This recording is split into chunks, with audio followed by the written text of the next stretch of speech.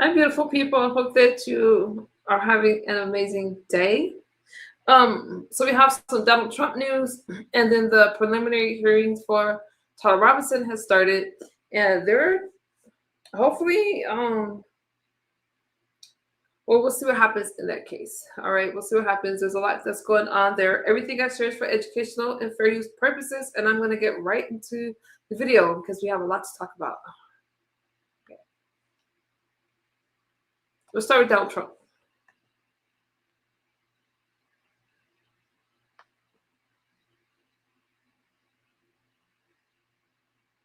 That's a much different place than it was just a short while ago. We have the hottest stock market in history. We did great the first time. We had the greatest economic numbers ever in history for the first term, and I think we're going to be blowing them away. What do you think, David? Do you agree? Goldman Sachs, David's here. We're going to be blowing them away. The numbers are all over the country. We have factories rising, $19.2 trillion investment. And please sit down, please. I appreciate you standing up. And anytime you want to stand up and cheer, that's okay too. But we have a lot of very big people here. They don't get up and cheer too often, but they're very happy with what's happening, and we're doing very well. As you know, Venezuela was amazing, and we're getting along great with Venezuela. We paid for the war many times over, and Venezuela is doing better. The relationship is very, very good, and we're doing very well with Iran. We wiped out their Navy, their Air Force, their radar, their leaders. We wiped out everybody. And then I heard they're doing very well. No, they're not doing well at all. They want to make a deal so badly. But we'll see what happens. They have to make the right deal because they cannot have a nuclear weapon. They cannot have a nuclear weapon. It's very simple.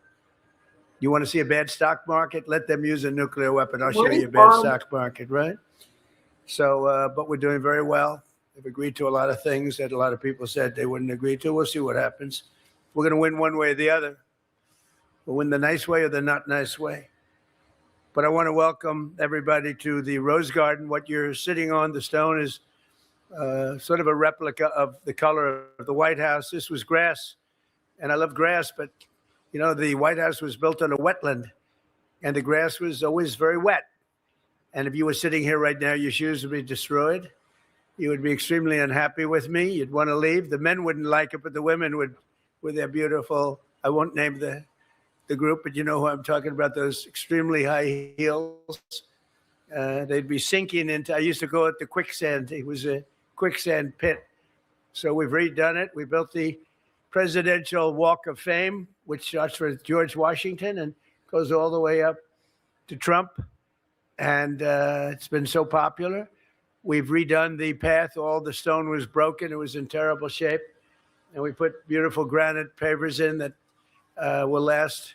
They said it has a 1,000,000-year life. They go a 1,000,000-year plus. They rate stone, you know, 35,000 pounds per square inch. So think of it.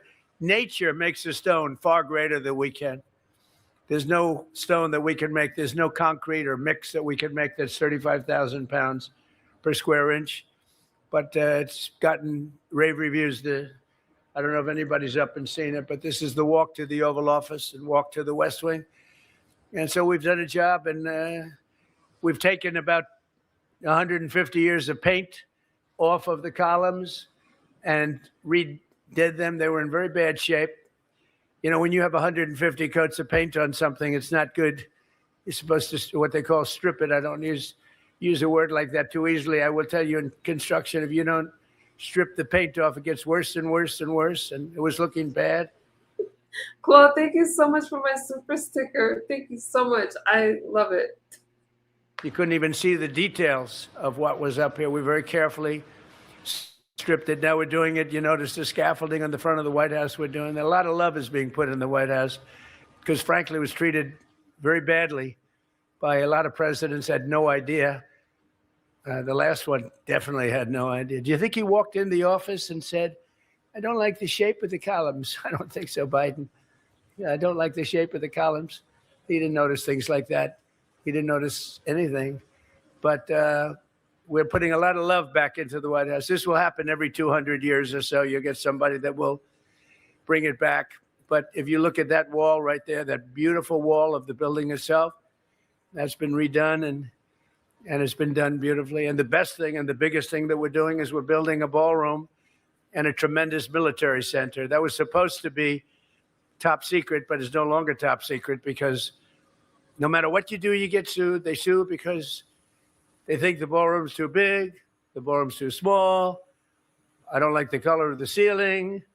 We don't like, you just get sued. In this world we're living, especially if your name is Trump, you get sued. And you get sort of good at it after a while. It becomes routine, it's ridiculous. But we're building something the likes of which will never be even close to being competed with. The ballroom is going up to there. You see, it's the hardest part is now completed, the base, and it's rising, very substantially rising. And when it's done, the most you can seat is about 93 people in the White House. It was always a problem. For 150 years, they've wanted a ballroom to be built. We don't have a ballroom in the White House. We have a room that's a little bit large, but it's not a ballroom. It's a very small room. We had King Charles here. Everybody wanted to be here. We couldn't hold anybody. But soon you'll be able to. I think it's going to be one of the most beautiful structures in Washington when it's completed. And I've done many ballrooms, and this will be there won't be anything to compete with this anywhere in the country. And that's what it should have. And it'll use it exclusively only for the White House. But it's really what it should have. When you have heads of state, it's also able to hold the inauguration. We had the inauguration was so cold that when you have January 20th, it's so cold, the weather, that generally the first time we got by with it, it was good. It was, like 34 degrees. But the last time it was below zero. And you weren't able. So we used the Capitol. And it's a very small space. It's not safe. It's not, they didn't have drones in mind when they built it. They didn't have other things in mind either. But we were able to get 921 people in. And this will hold many times that numbers of people without the tables as seats. And bulletproof, drone-proof, missile-proof in many cases, and beautiful at the same time. And a big military component, including on the roof, a drone port. Can you believe we have a drone port? And it's like no other. So we're doing a great service. It's great national security. We also take care of a need. Every president said, this is crazy. I'm sure that many of you, along with me, attended. We would have a presidential ceremony of some kind, or heads of state would come in. For instance, President Xi is coming here toward the end of September, 24th, I believe. And what we need is a big ballroom. We could hold thousands of people to see him. Everyone wants to see him. Same thing with King Charles. Same thing with a lot of the leaders of countries. And now we're going to have a place the likes of which no country has. I was in the Great Hall of China recently, 4 weeks ago when I was in China. They have a very large ballroom, beautiful ballroom. We don't have that, but we're going to have one that tops everything. It won't even be close. The beauty of it and the size will be great. So it's exciting, and that'll be done. Actually, I will get to use it for, people say he's building it for himself. I'll be using it. I'll be lucky if I get 6 months, because it'll be done toward the middle of 28. So I'm really building it for other presidents, but it'll give them great safety. Glass windows that are this thick that can withstand any form of shot, rifle, drone, anyone, nothing gets through. Steel walls, steel ceiling, extra strength. I mean, it's really an amazing thing. And yet, all of that security made it more beautiful because you have very thick walls, very powerful walls, very beautiful. We've actually taken security and made it a beautiful thing. It looks like it was built from 700 years ago. Like when I went to England, we went to Windsor Castle. It's the longest building I've ever seen. I said to Charles, it was built around like 900. It was a long time. But I said to Charles, who built this? This place is incredible. William the Conqueror. I said, oh, William the Conqueror. Was he a nice man? Charles said, no, he was extremely strong and very tough. I said, I figure with the name William the Conqueror, I would think, what do you think? I think he'd be tough, Michael. What do you think? I said, we have to come up with a good name for you, Charles. Maybe Charles the Conqueror. No, no, no, please. But William the Conqueror built a great building. But we are building one that's going to top them all, and it's going to be beautiful. It's gotten great architectural reviews. And more importantly, it got great military. We're doing it in conjunction with the military and the generals. And these are smart, brilliant generals that know exactly what they're doing, what they want. I'm giving them everything they want. And it's really a national security must. But I want to welcome you to the Rose Garden. And today's a historic day as we begin America's 250th year. We're launching what's called the Trump account. You've been hearing about it. And this was something that was made possible because of the great, big, beautiful bill. Otherwise, you couldn't do it. We got it approved. Ted Cruz is here, and he helped us a lot. And I want to thank you, Ted, and to ensure that every American child is born with a head start and a fair shot at the American dream, because by the time they're 18, they could have a lot of money. They go up with the market. Think what would have happened if we invested $1,000 in an account, even Brad and Mike, Susan, if we invested $1,000 in an account a year ago, it's like would have doubled. And because the market, we're riding the hottest stock market in history. 81 days, I've been here 1.5 years. Think of it, 81 days we hit record highs, including today. A lot of you Wall Street guys, I see Larry, and I see some of the biggest guys in Wall Street, David, Goldman Sachs, Blackstone, BlackRock, they're all here. And think of it, I'm making them all geniuses. Every one of them is a genius. Is anybody doing poorly? If you are, I guess you have a couple of guys that went short. Those poor bastards, I mean, they're in big trouble. They're being wiped out, the short guys. I never like short guys because they're betting against the country, so that's okay. But earlier this morning, many of you joined me in the Oval Office for the ringing of the opening bell, and something happened that was incredible. These Trump accounts are really awesome. I don't hear a lot of people talking about it. If I had more time, I would play a video on Trump accounts. But anyways, I think it's awesome.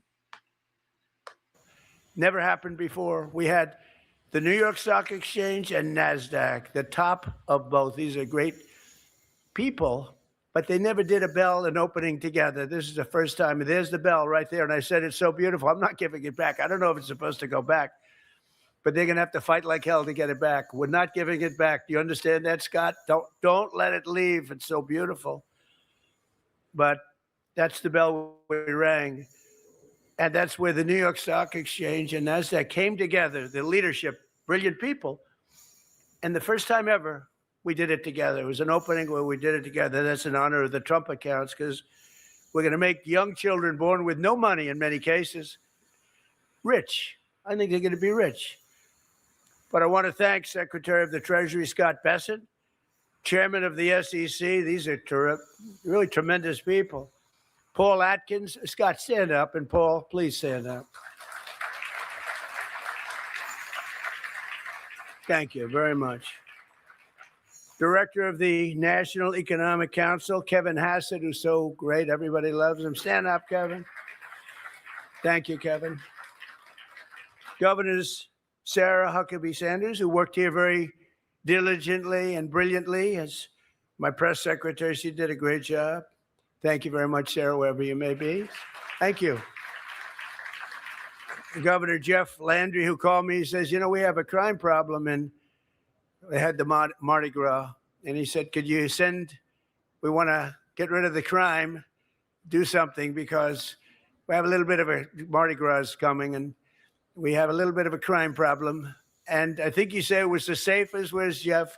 The safest that they've ever had. Is that right? Right? In New Orleans, he said it was the best they ever had, the safest. And the city crime is down 81%. I wish Chicago would call me. If Chicago would call me, I would wipe out crime so fast, would remove the hardcore criminals like I did in Washington, D.C., in Memphis, and in New Orleans. We were not just a question of, you know, we're going to have big, strong soldiers. That's the least, well, it's very important.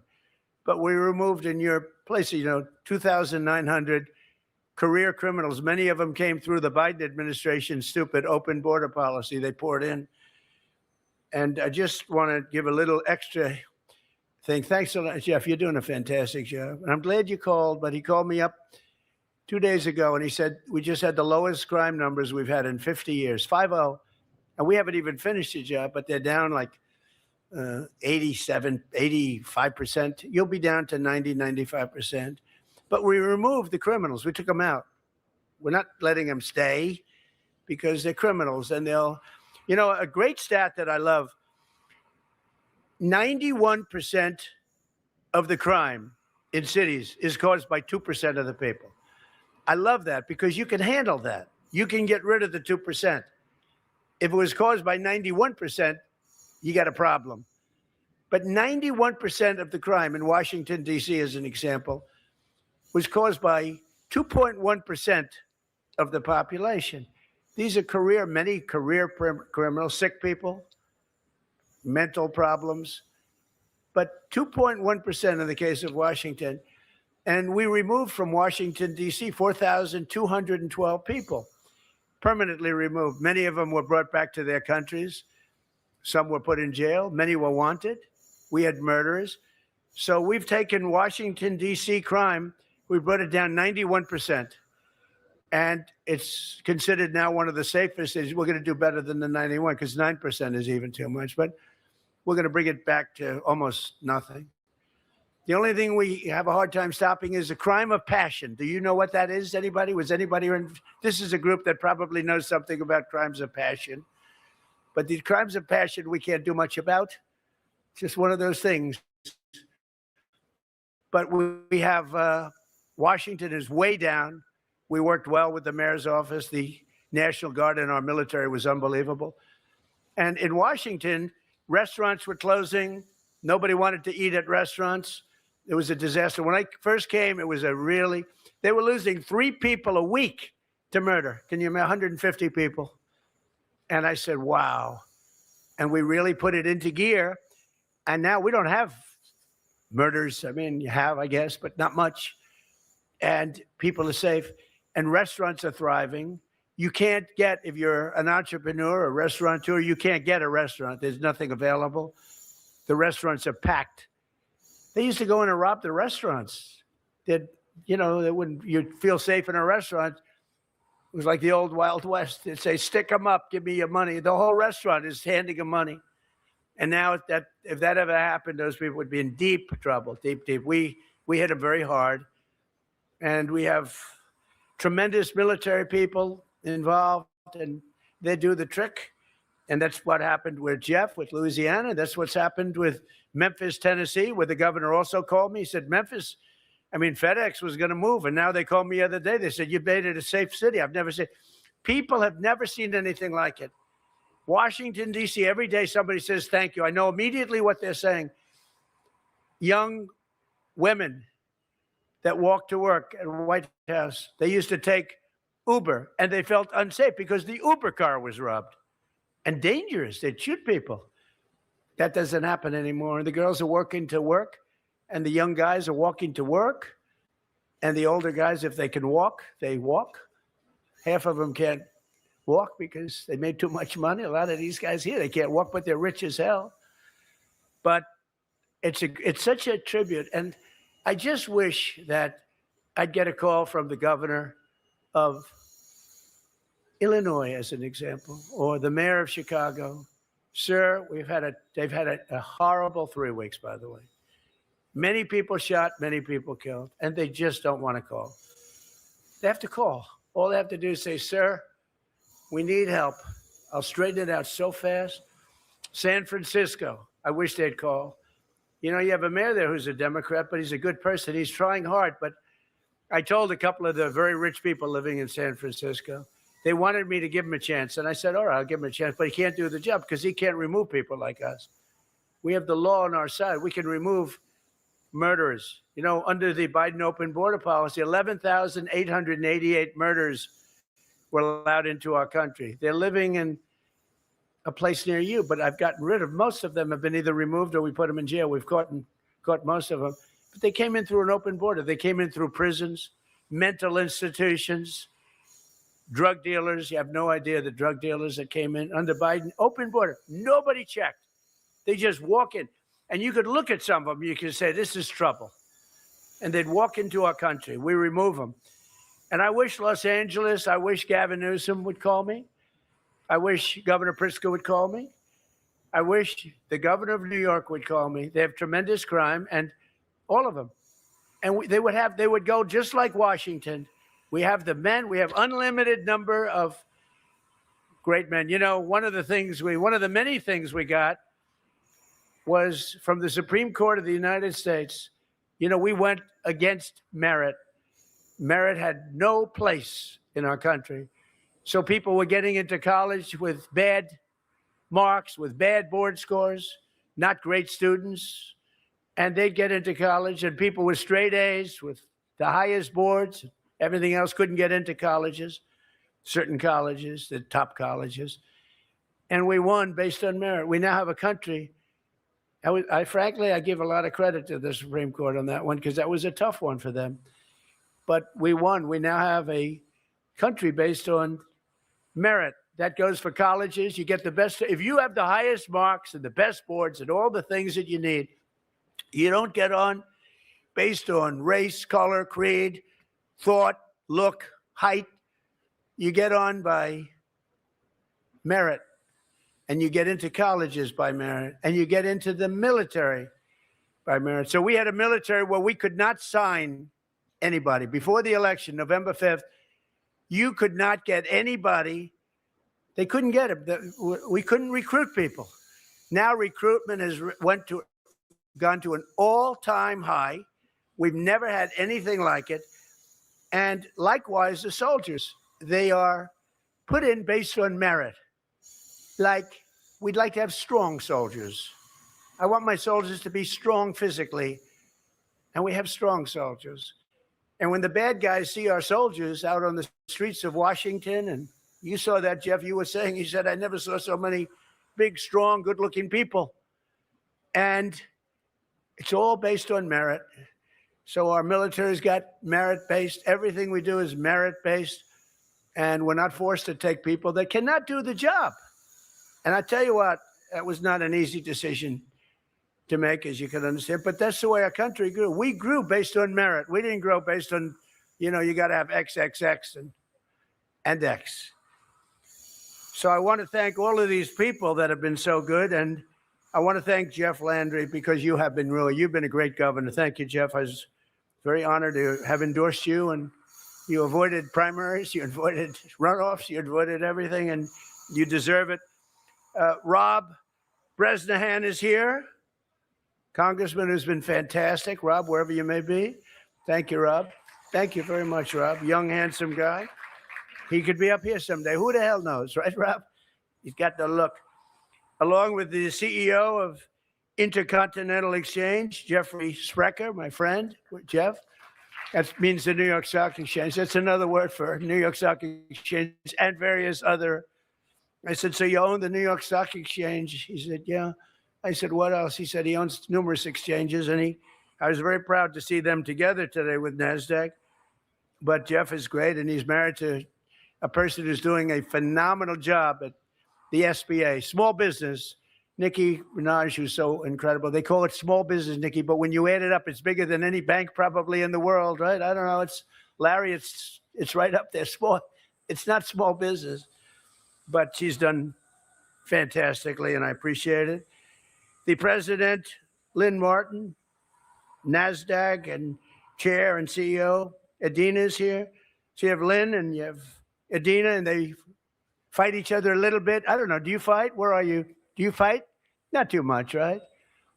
Boy, you've never gotten along so well. I think there will be no merger, however. I'm going to talk to Paul. Paul, don't let them merge, please. We need all the competition we can get. That's all we need. We get out of this a merger of NASDAQ and the New York. We will not allow that to happen, right, Paul? Also, President Nelson Griggs, you're here someplace, Nelson? Where are you? You've been great. Thank you. It's good to have you. I love the scene of the four of them. The four of them And the bell is right in the middle. And I happened to be in that picture, but I got out because I wanted to have the picture of the four of them. It never happened before. We also have a woman that is so respected and so hot and so great and such a great friend of, I don't say conservative, I say of common sense. She's not conservative or liberal or, as they say now, progressive. Liberal became so tarnished, but now it's communist. You know, they say social democrats. No, social democrat is a communist, all right, just so you know. There's no, so if you look at the people that are running, it's crazy what they're doing. But we'll never let that happen to this country. It can't happen to the country. You can't, there's no appetite for it, especially since we've literally, now you're going to see numbers coming out over the next 6 months, I think, that nobody will have ever seen before. But she's a fantastic person, and she's a woman that's respected by everybody, and she's got real talent. Nicki Manaj. Nicki, stand up, please. She's such a great person, respected by everybody. Today, 38% of Americans do not own stock, yet we have set 73 all-time records. It's now 82. They're a little bit late with their notes. With Trump accounts, every newborn child will be invested in the stock market. So they're going to be watching. You know, they'll be the next Larry Fink. They'll be the next chairman of Goldman Sachs. They'll take David's place.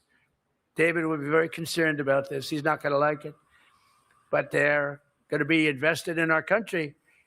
And it's going to be something. Every newborn child will be in the stock market, and one day you'll see what happens. And if we have good markets, if we have smart presidents, if we have people that know what they're doing, like Scott and all of the people that are that work so hard, all of these children, so many of these children are going to be involved with the Trump account. They're going to papers. They'll want to go to the financial pages. But parents have to go to trumpaccounts.gov. And many, many people are investing in this, and not for themselves. They're putting money in. As an example, Michael Dell and Susan Dell invested $6.25 billion. Think of that. Not everybody has to do quite that much. And I'm going to wait a little period of time, then I'll see him again. I'll say, well, how about doubling it up? You know, but then he can do it too. Amazing story. Started off making computers on his bed at a dorm. And I won't ask you which college. Where did you go to college? Oh, that's a good one, huh? University of Texas. That's a good one. It's great. We love the state. But I want to really give you a special shout out because of what you've done. You was right from the beginning, they were involved with Brad. And you guys are very special. So I want to thank you and Susan.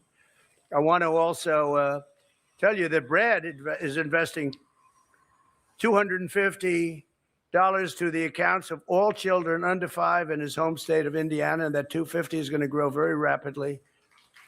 That's a lot of money.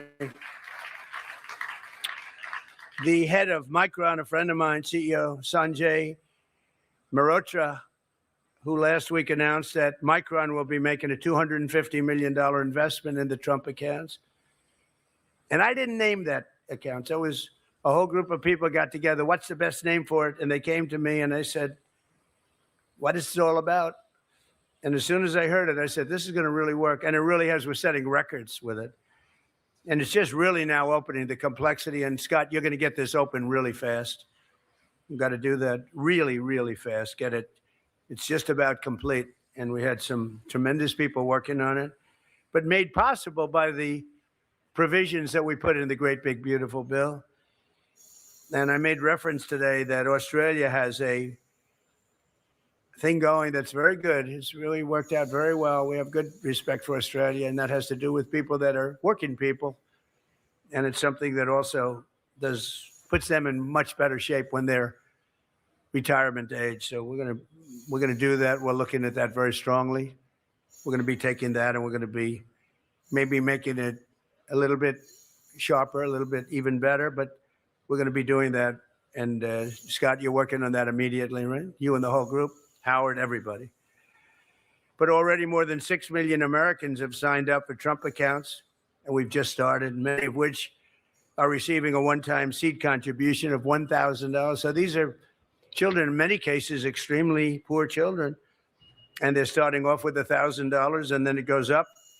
And it comes out of the United States Treasury with contributions from parents, employees, churches, or generous Americans like these that we're gathered with. We have so many people here that have contributed a lot of money. And I just thought it would be so appropriate to have our first meeting at the Oval Office. It's a special, very special place. No place. I've been in a lot of offices. There's no place like the Oval in terms of overall impact and everything that it represents. There's no place like it. But the Trump accounts could grow to hundreds of thousands of dollars by the time they reach 18 or 21, or they can leave the account and have it put into a different fund at a certain point in their life. But hundreds of thousands of dollars by the time they turn 18. Think of that. You have a young child with no money growing up in a rough area, and they turn 18 and they have hundreds of thousands of dollars. And we're going to help them when they get, because you can lose that hundreds of thousands of dollars very quickly if they're not careful. So I also want to recognize all of the outstanding employers who have committed to making contributions toward the Trump account, some of whom are here today. And in some cases, they're adding them to the employee benefit packages, including Uber, Wells Fargo, Goldman Sachs, Visa, Robinhood, MasterCard, Intel, IBM, AMD, Rusk Industries, and Steak and Shake, and many others are here, but too many to name, but it's really caught on. A lot of the big public companies are doing tremendous amounts of, they're taking care of all of the children of their employees. Some are taking care of. Brad has picked up a large portion of the children in the state of Indiana. I didn't know he was that rich, Michael. You know, he's a rich guy. I learned about Brad. You're a rich guy. That's a lot of children. Indiana. I won Indiana by 35 points, so I like it. We love Indiana. That's great what you're doing, Brad. But we're doing that. People are picking up states. So for years, Washington politicians have left our children with nothing but debt, nothing but problems. Now, with the help of so many of you here today, we're jumpstarting financial freedom for young Americans and helping them to build the future they deserve. And also, there's tremendous tax benefit to doing this. You know, sometimes you don't like saying that because it's a nasty word, but there's tremendous tax benefit. And perhaps there's some people that are okay with that, but it doesn't make any difference. There's a great tax benefit. And also for the children, there's a tremendous tax benefit. There is no tax, it's called. I don't know if we can complain. Ted, will anybody sue us because we're giving children a form of tax assistance? You think we'll be sued? Yeah, I think so.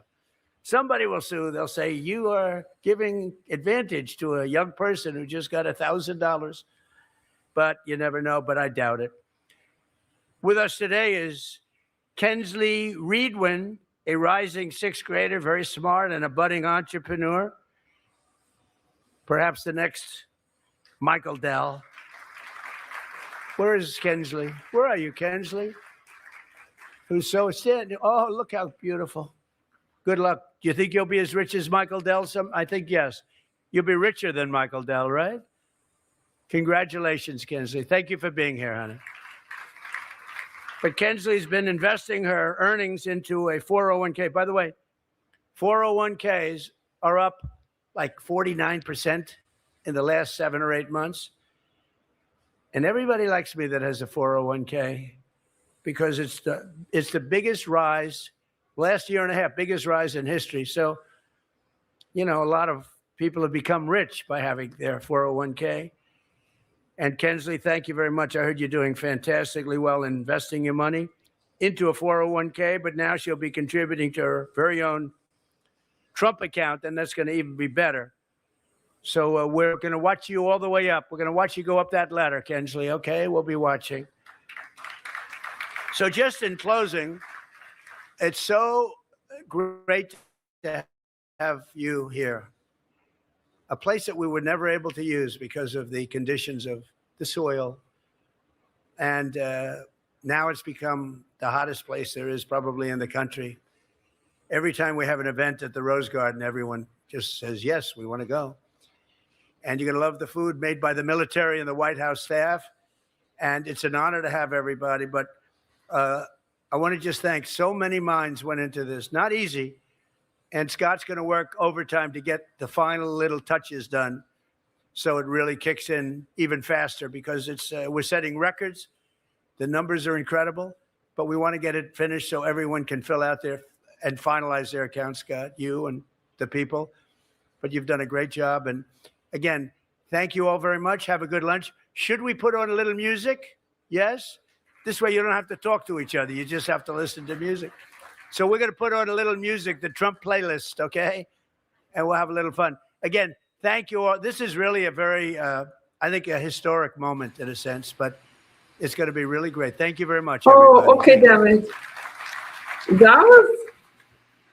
How did you guys not like that speech? Donald Trump cracks me up. And since let me give you guys an extra Donald Trump video tonight.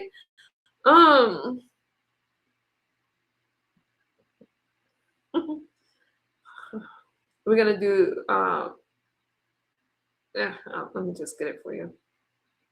Before we get to Tyler Robinson,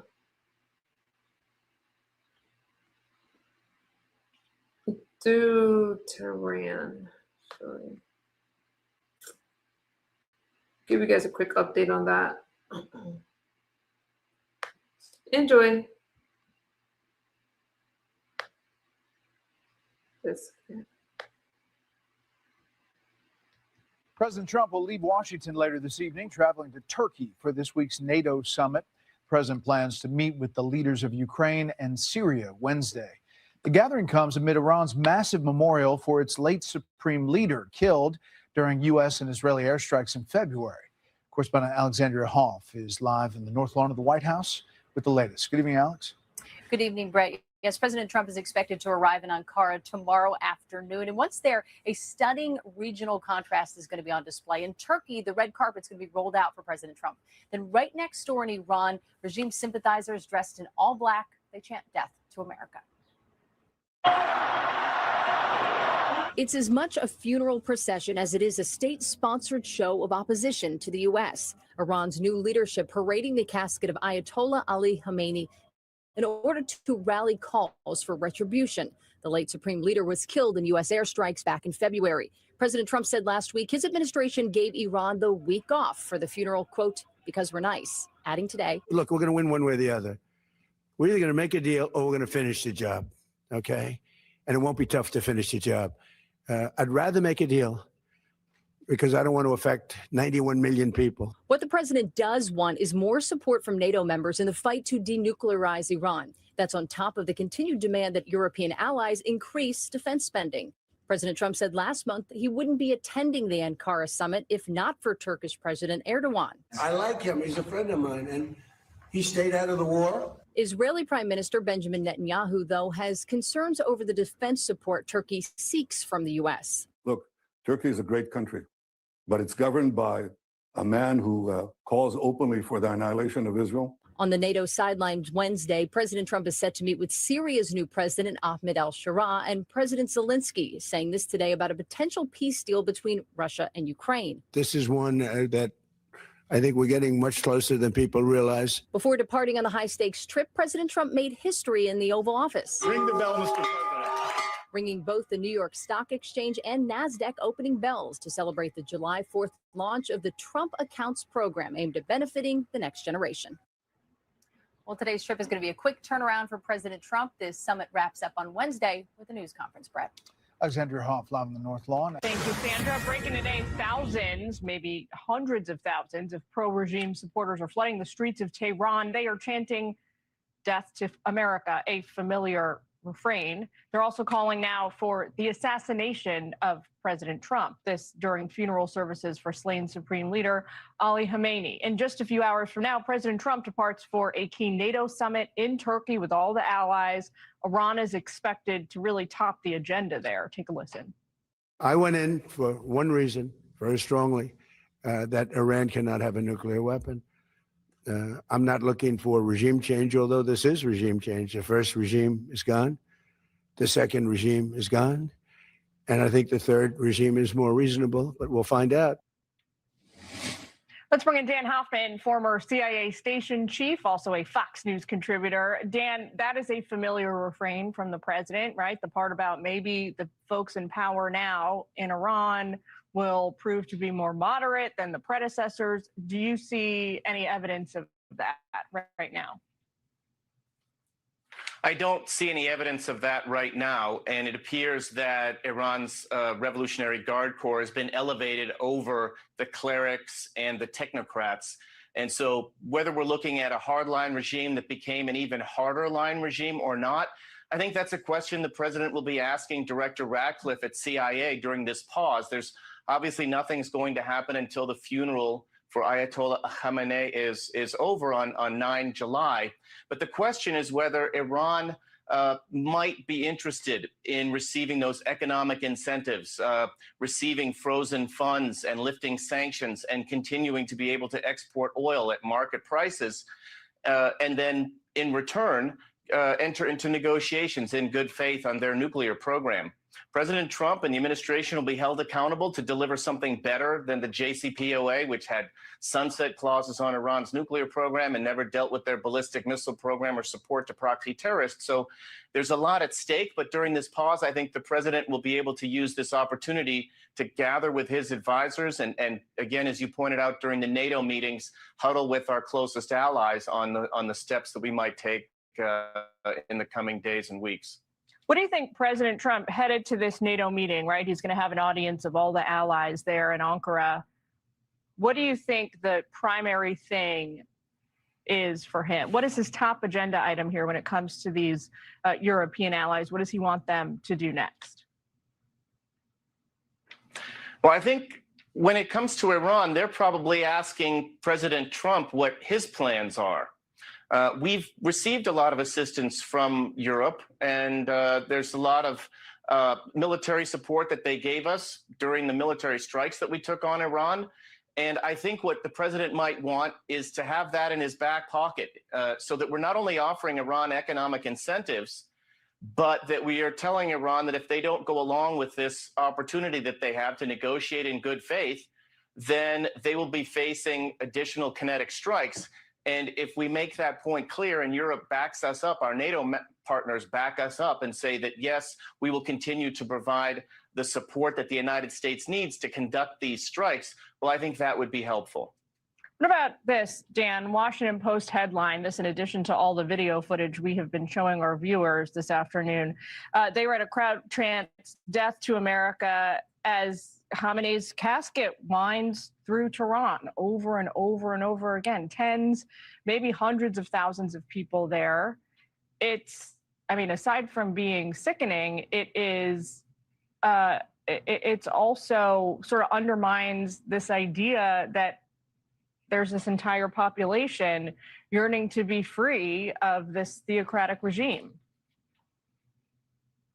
Well, I think this Iranian regime is using the Ayatollah's funeral as a public relations stunt designed to try to show that the country is unified behind the leadership, the current leadership, against the United States and against Israel and against the Gulf states. They want to project strength and unity.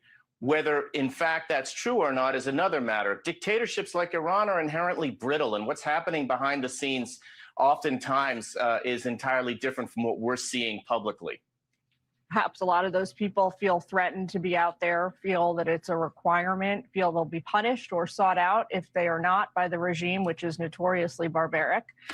Dan, we got to leave it there. Thank you for taking time with us this afternoon. Good to talk to you as always. All right, thank you. So President Trump is heading off to Turkey tonight for the NATO summit, where he's expected to encourage allies to step up their support to end the conflict with Iran. All right, Chief Foreign Correspondent Trey Yingst joins us live from Tel Aviv with the latest. Hey, Trey. Yeah, hey guys, good morning. Right now, there are hundreds of thousands of Iranians in the streets of Tehran marking the funeral for the late Supreme Leader, the Ayatollah Khamenei. This event is scheduled to end on July 9th and has included international delegations from countries like Oman and Saudi Arabia. Many of the attendees chanted "Death to America" as they demonstrated, but there was no appearance from Iran's new supreme leader, Mustafa Khamenei. With the ceasefire ongoing, there are questions about this 60-day window and whether Iran will make serious concessions to avoid a return to war. The Israelis are reportedly preparing a unilateral strike package against Iran, as Israeli Prime Minister Benjamin Netanyahu spoke this morning on Fox News about the relationship he has with President Trump. We see eye to eye on just about everything. And sometimes, as happens among the best of allies, and we are the best of allies, there can be differences of opinion. We usually speak about it in open conversation. We're allies, and we share not only common interests, we share common values. America has been the defender of freedom for 250 years, and Israel appreciates that because we're a free, independent country. In an interview over the weekend, President Trump said, "We get along very good. Netanyahu knows who the boss is." Reports do indicate the Israeli prime minister could visit Washington as soon as late this week to meet with President Trump at the White House, although the prime minister told Fox and Friends that no date was set yet. Over the weekend, the Israelis launched a few strikes and did some shelling against Hezbollah in southern Lebanon. Another Israeli strike was conducted against Hamas in Gaza, but largely the region has stayed quiet as the ceasefire holds. This month will be critical to see how the Iranians enter into these technical talks with the United States during this 60-day window. The Trump administration has made clear again and again, Iran will never have a path to a nuclear weapon. Guys? Yeah, that's one thing they do agree on with Israel. So that's pretty clear. Thanks so much, Trey. Appreciate it. Let's bring in former Trump Deputy Security Advisor KT McFarland with tremendous foreign policy experience and contacts. So this is going to be a different tone to NATO. What do you think the president wants out of this? He wants two things. He wants the NATO allies to step up with their defense investment, to commit to spend more money on their national security and to commit to make things in Europe to increase their defense industrial base. The second thing he's going to want is them to agree that he was right on Iran and that the Iran situation, the Iran war is coming to a close. Oil prices are down. Iran doesn't have a nuclear weapon. And I don't think he's going to get the second one at all. He may get lip service to the first, because even if the Europeans say, okay, we're now going to spend 5% of our GNP on defense, they don't have a defense industrial base. It's going to take them a decade to do that.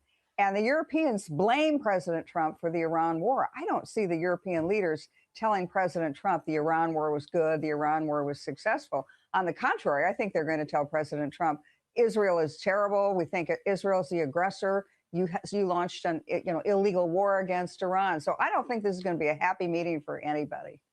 KT, on the second part of that, if our European allies were to step up and help us, what difference would they make at this point? Walk us through that. They wouldn't make a whole lot of difference militarily in the Iran war. I mean, Britain has some minesweepers, for example, that would be useful. Other countries contribute a little of this, a little of that. But most of our alliances that are going to make a difference in the Middle East are from the Gulf Arab allies that we have, that President Trump has formed into this Abraham Accords coalition, and increasingly is doing security connections with them with regard to the Middle East and with regard to Iran. So Europe, it's going to be more of an attitudinal thing of what do they think of President Trump? Or are they going to try to trash talk President Trump? The problem with the Europeans is they can't go it alone.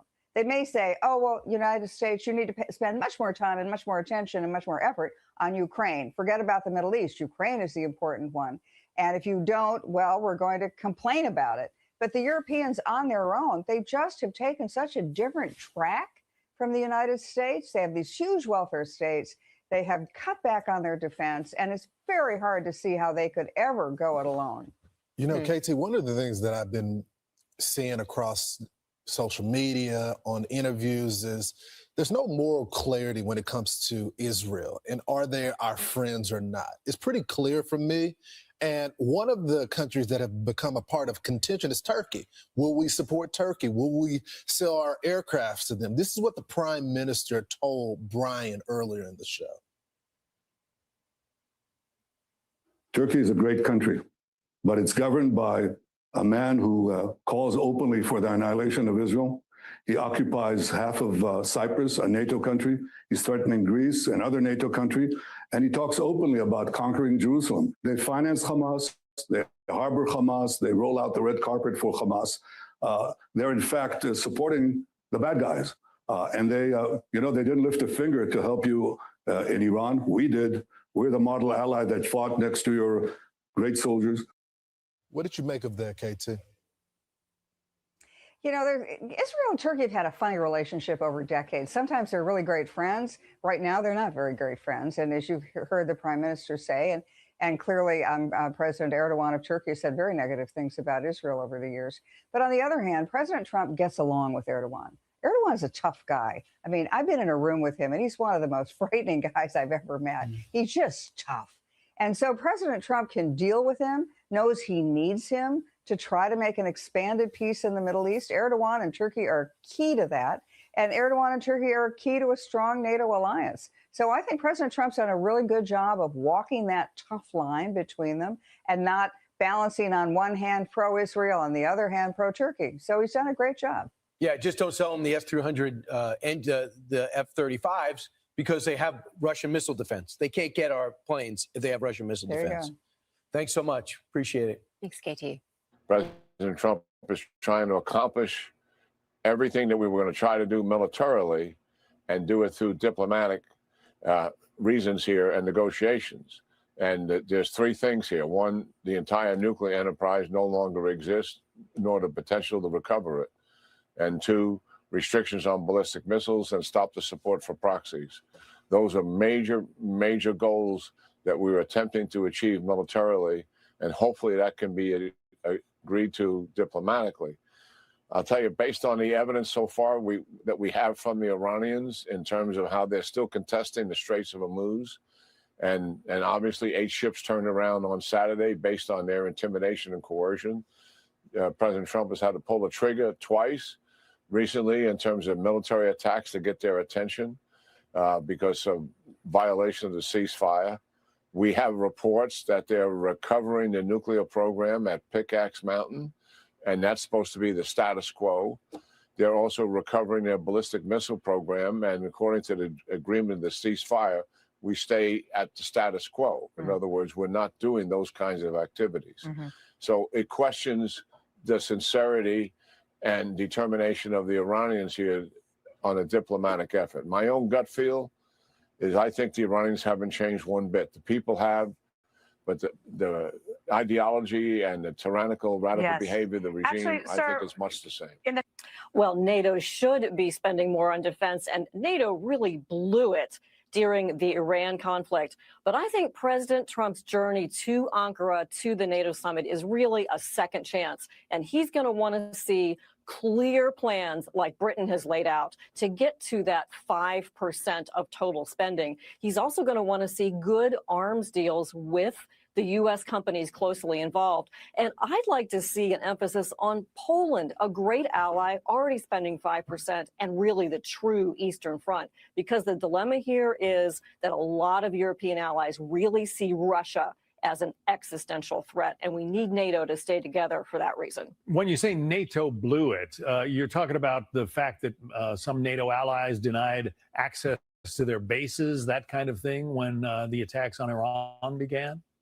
Exactly. There were a lot of issues over base access. There was a lack of public support from a lot of the NATO governments. Was some of this political theater? It probably was. But it came at a terrible moment because, remember, the U.S. is instrumental in providing missile defense to NATO, extended nuclear deterrence. And this is an Operation Epic Fury that's for the good of the world. And NATO's lack of clear support was a really low blow to the U.S. So President Trump is going to be there with some very tough love for NATO, and this is a great chance for them to show that they want to move forward. Won't be the last of that story. In the meantime, back to the Oval Office for the question and answers. Talking about Putin a moment ago. Let's listen. These different terrible wars, but this is really horrible. So I had a very good call, and I think we're getting close to getting it done. Mr. President, on the economy, there's been a refocus, it seems, in June to talk about your economic policies. When do you think that message will change the perception of Americans related to the economy? Well, I think people know. Look, oil is now at a level that it was, I think it's even lower on a barrel basis than it was before we started. We've got gotten concessions. Now, they have to hold those concessions, but there'll be no nuclear weapon. We're going to be getting the, as I call it, dust, the enriched material, nuclear dust, I call it. Seems to have taken off, but it's enriched material. We're getting it. We're getting it. I went in for one reason, very strongly, that Iran cannot have a nuclear weapon. I'm not looking for regime change, although this is regime change. The first regime is gone. The second regime is gone. And I think the third regime is more reasonable, but we'll find out. But we've destroyed their, as you know, completely destroyed 150. They had 159 ships. Every single ship is at the bottom of the sea. We've completely destroyed. They don't have one airplane. They don't have radar. So let's bring in Israeli Prime Minister Benjamin Netanyahu right now. Mr. Prime Minister, thanks so much for the time. First off, we've been seeing the funeral of the Ayatollah, who was killed in the initial strikes of the battle in Operation Epic Fury. What is your takeaway from the turnout and the fact that it was attended by Saudi Arabia, Oman, as well as Qatar? They sent delegations. Look, Iran is a nation of about 90 million. About 80% of them hate this regime and would like to see it gone. But you still have, quite a few million, a minority that they can bring to the streets. And what do they shout in the streets? I don't know if you heard this, Brian. They were shouting, "Death to Trump," death to me, of course, but death to Trump. We have to kill Trump. Death to America.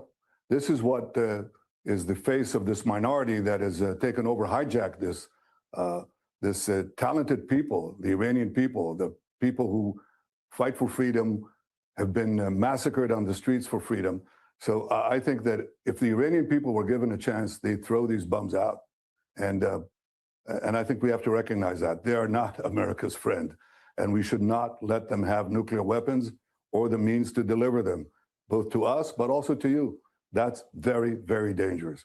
So this is a battle of freedom versus fanaticism, and the fanaticism can be seen on the streets of Iran. As far as the countries that go there, well, I think there's sort of a kind of a betting on hedging bets, but I think most people understand that the positive force for good, including the countries that went there, the positive force for good, for security and prosperity in the Middle East is not with Iran.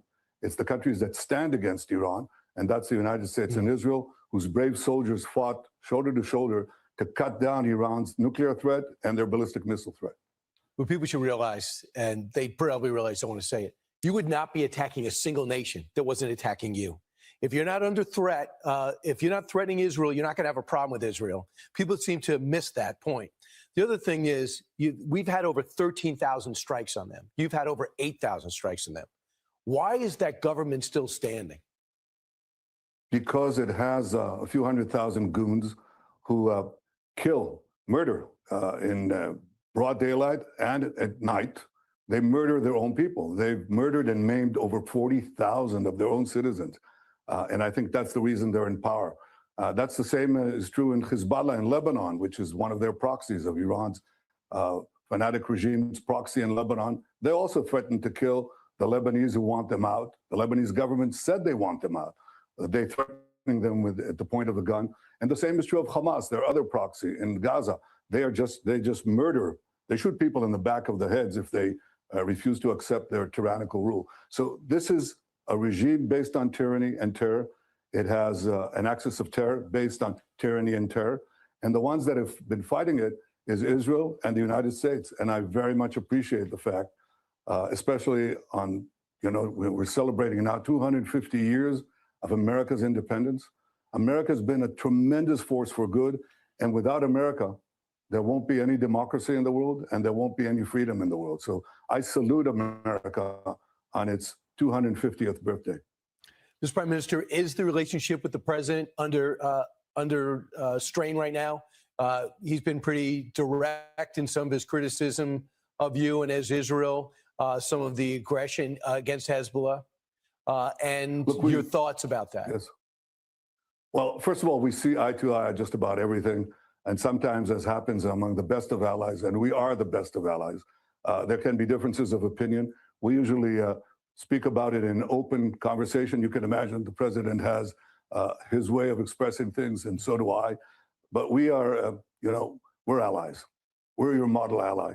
And we respect the United States of America. And if you come to Israel, it is the one nation here in this region that is not only a democracy, but a democracy in which the overwhelming majority of the people unabashedly support the United States of America. So my relationship with the president is fine, and we have a way of ironing out our differences as allies who respect each other. So what do you look to accomplish? I hear you're coming to visit. What do you expect to accomplish with the president? Well, we haven't yet set a date for the visit, but I'd like to see the peace with Lebanon advance, just as we advanced together, President Trump and I, the Abraham Accords, which brought 4 peace agreements that nobody believed were possible. We brought them together. And I think that the fact that we basically hammered the Iranian regime, we've weakened it substantially, and that opens up the path for some other peace deals. That's what I'd like to advance. The other thing I'd like to say, because we're on the verge of the president's going to Turkey, look, Turkey is a great country, but it's governed by a man who calls openly for the annihilation of Israel. He occupies half of Cyprus, a NATO country. He's threatening Greece, another NATO country, and he talks openly about conquering Jerusalem. His foreign minister, his number 2, said that the Jewish state hasn't a place among humanity. Basically, it has to be wiped out. His interior minister, said he looks forward to be the governor of Jerusalem.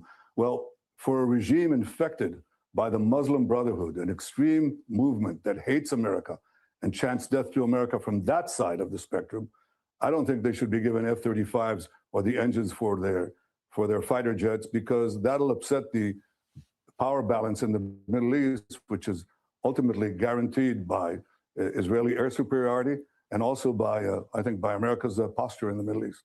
Yeah, I thoroughly agree. Plus, they have the Russian missile defense. So why would we give them an opportunity to plot and plan against it? And lastly, they're also financing Hamas, and you guys know that.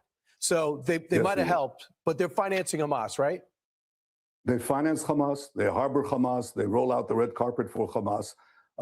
They're in fact supporting the bad guys, and they didn't lift a finger to help you in Iran. We did.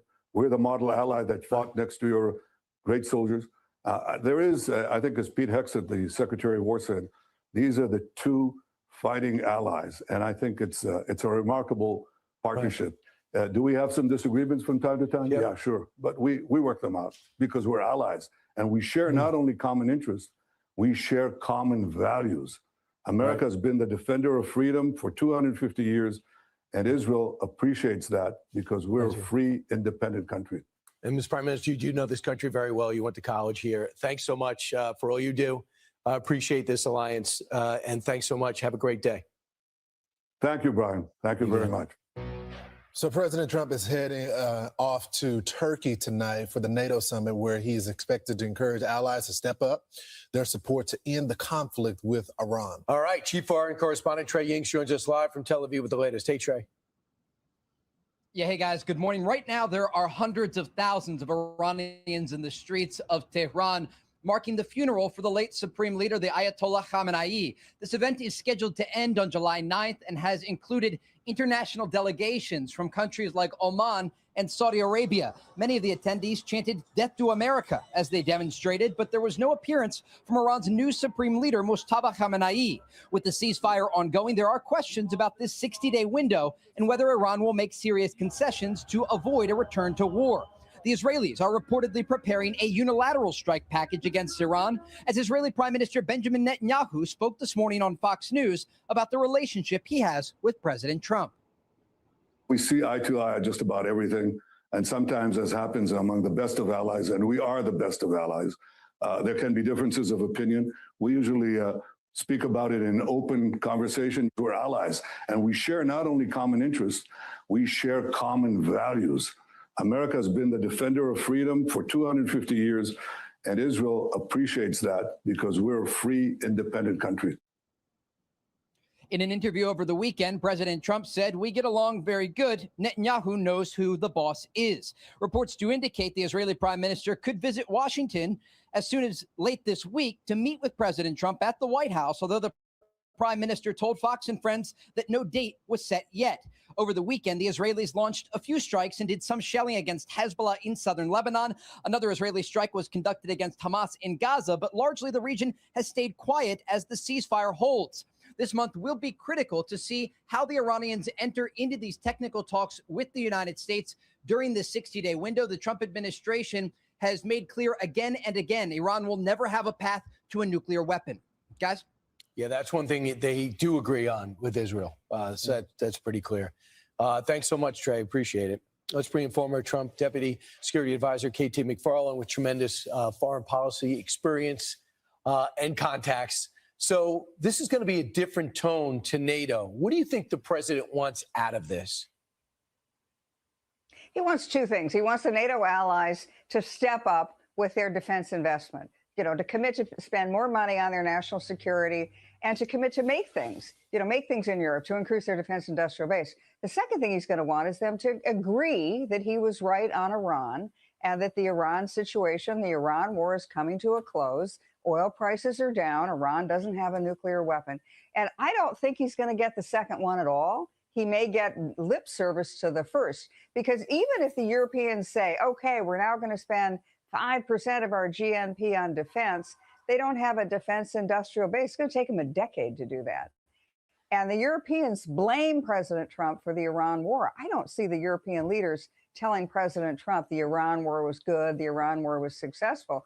On the contrary, I think they're going to tell President Trump, Israel is terrible. We think Israel's the aggressor. You launched an illegal war against Iran. So I don't think this is going to be a happy meeting for anybody.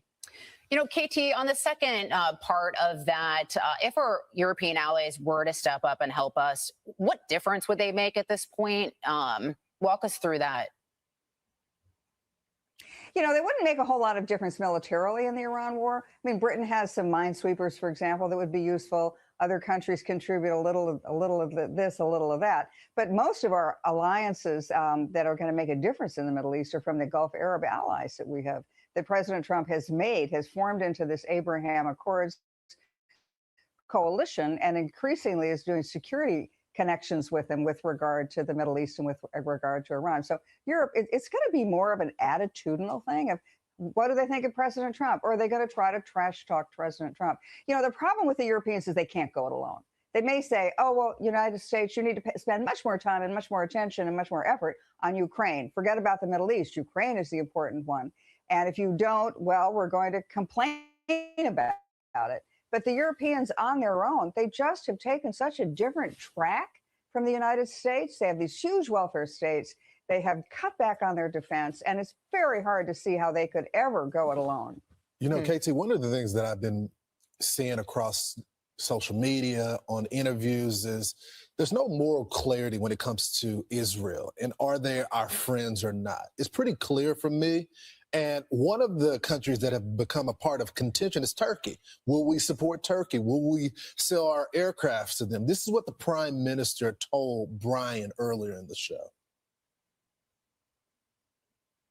Turkey is a great country, but it's governed by a man who calls openly for the annihilation of Israel.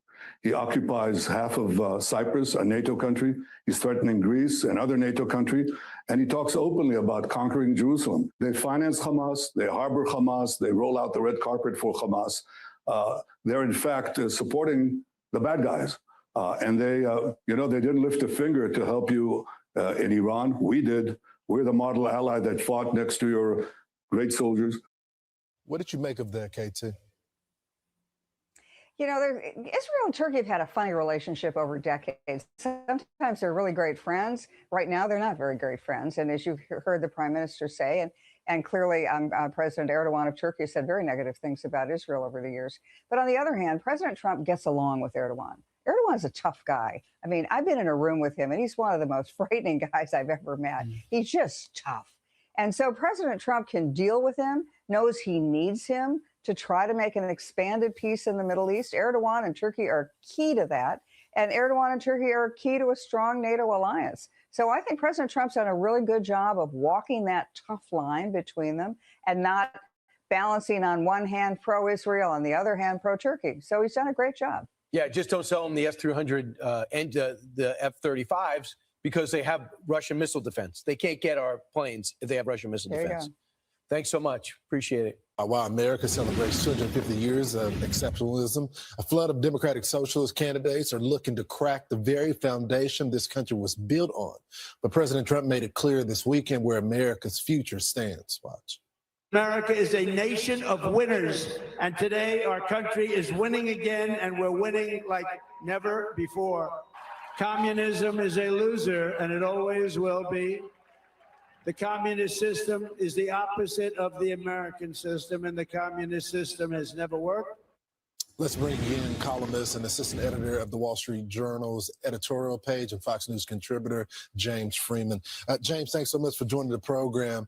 So the president had a role to do, which was to be optimistic about America, but he also had to talk about the threat of America, which he says is communist, socialist, or as some call it, democratic socialism. What you make of it?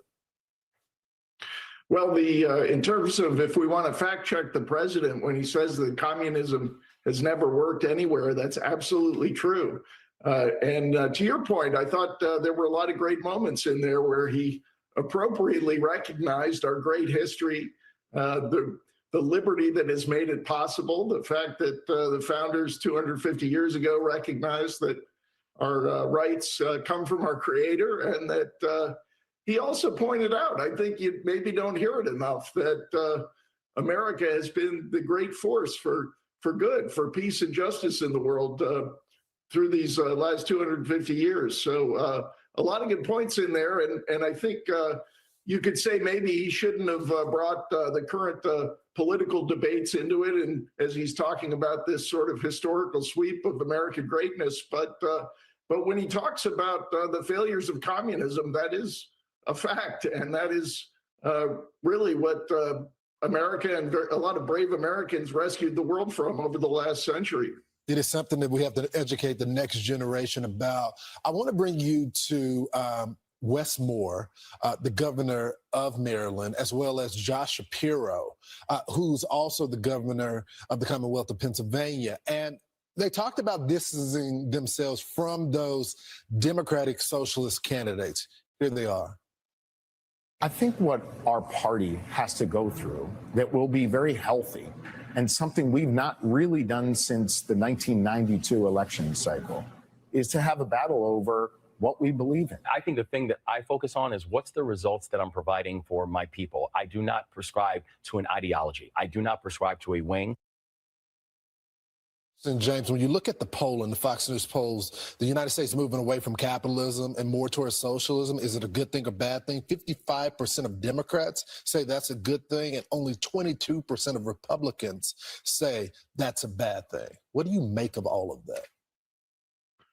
It is disturbing. I think that a lot of those polls, once you explain to people what socialism actually is, it gets less popular. So I would still maybe be encouraged by that.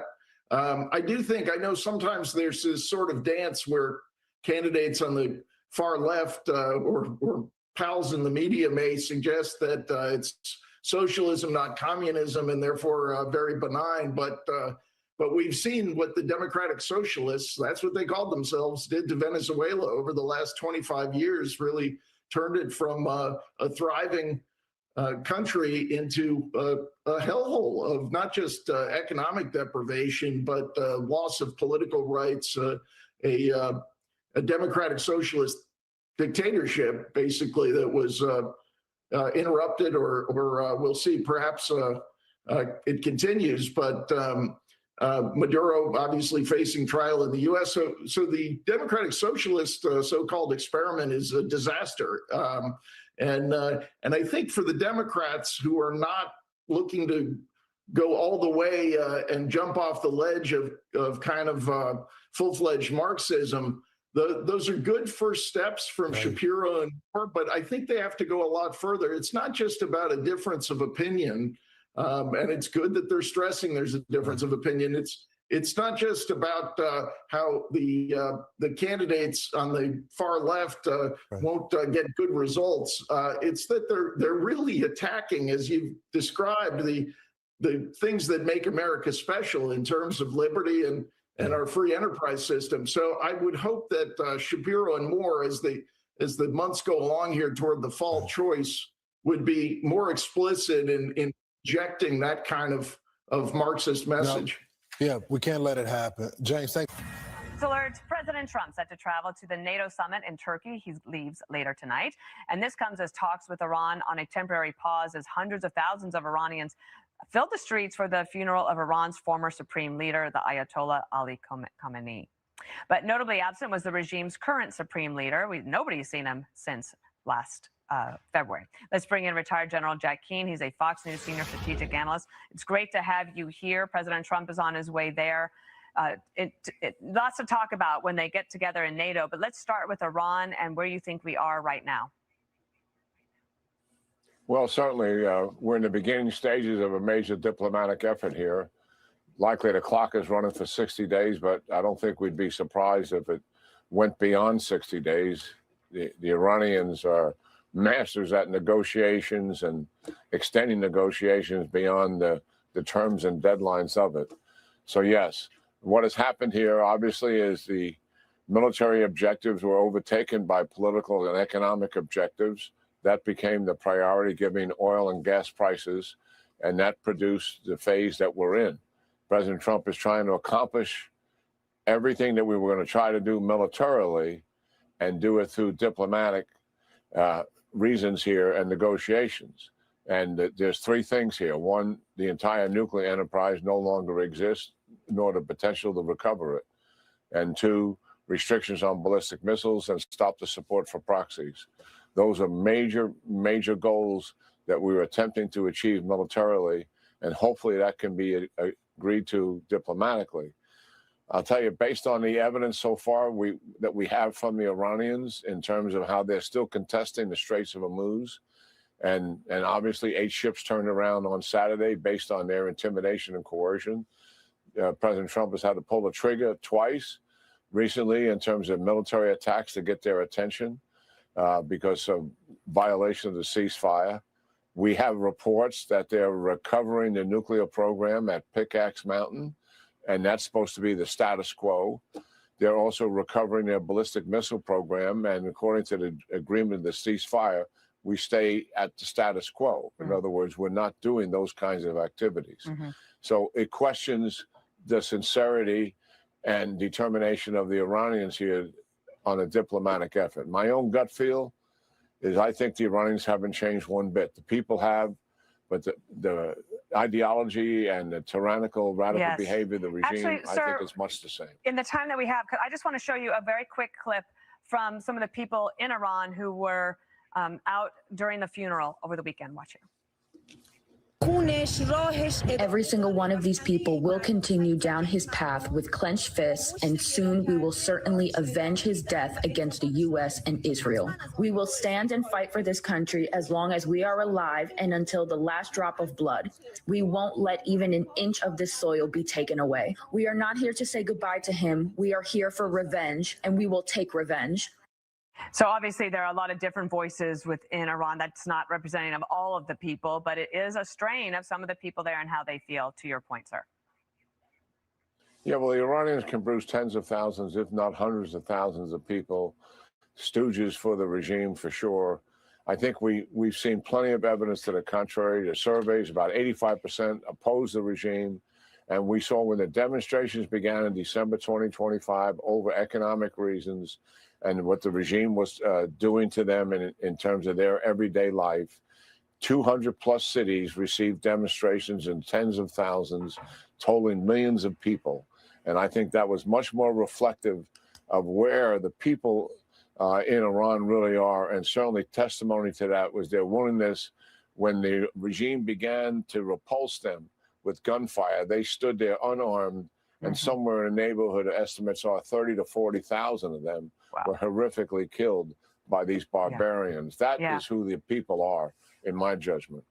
General Jack Keane, thank you so much. I'm sure we'll talk to you as the president gets underway on his voyage to Turkey for the NATO summit. Thank you so much. Yeah, great talking to you, both of you. Thank you. Thank you. All right, thank you, Sandra. Negotiations with Iran are on hold. This while the regime and the country mourn the late Ayatollah Khamenei during his traveling funeral across the country. President Trump may sit down, meanwhile, with Israeli Prime Minister Benjamin Netanyahu as soon as just a few days from now here in Washington. The president told Axios that Netanyahu, quote, knows who the boss is.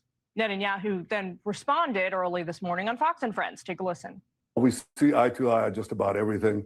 And sometimes, as happens among the best of allies, and we are the best of allies, there can be differences of opinion. We usually speak about it in open conversation. My relationship with the president is fine, and we have a way of ironing out our differences as allies who respect each other.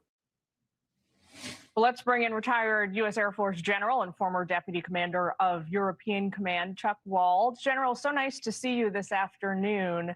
What we heard the Prime Minister say there, specifically when he said, my relationship with President Trump is fine, is a very far cry from how both world leaders described that relationship a few months ago when Operation Epic Fury began. Yeah, it's good to see you again, Jillian. It's a tough time for both of them. There's a lot of activity going on from the standpoint of the negotiations. They want to give them a chance, I think. I'm not real confident the negotiations are going to be fruitful, but the relationship between the United States and Israel strategically is as strong as it's ever going to be. And I think, again, they're both under a lot of pressure. I think it's admirable they're given a chance for the talks to occur, but frankly, I'm not very confident they're going to come to fruition. Here's something else that the Prime Minister said to Fox News this morning. I want to get your response.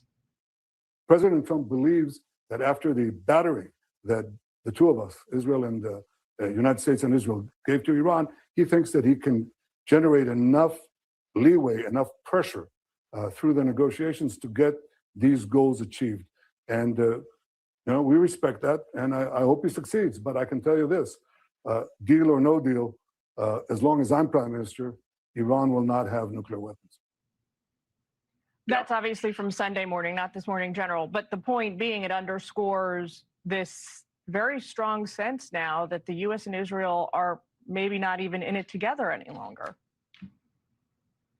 Well, I think there's a lot of I would call it hope on the United States part that these talks will come to fruition, that the Iranians will come to some common sense about their ability to move forward with their military capacity. Their military capacity has been definitely degraded significantly. I'm a little worried right now, Julian, about the Iranians being able to reconstitute some of their military capability during these talks. There's about 3 weeks of negotiations left.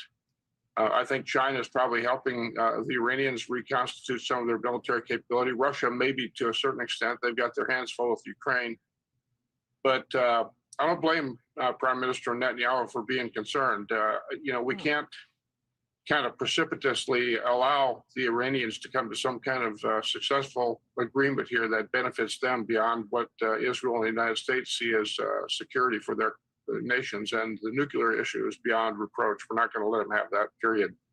Well, there's certainly a lot of hope attached to this pending possible potential meeting between the Prime Minister and the President next week. We'll have you back to talk more about that. Thank you, General Wald. Good to be with you. Good to see you, Jillian. Thank you. Be sure to like and subscribe for all the Fox News latest on YouTube and catch full shows streaming now. Oh, all right, you guys. Are y'all doing okay? We have to move to the Tyler Robinson trial. So you guys know they're in their preliminary hearings. There's the preliminary hearings are pretty long, you guys. So I had to find edited clips because we couldn't watch a 7-hour trial tonight, okay? So, I'm gonna do this. Let's start here. Do you guys think that Tyler Robinson is going to be found guilty, or what are your thoughts on the trial? We'll cover it more as it really gets underway.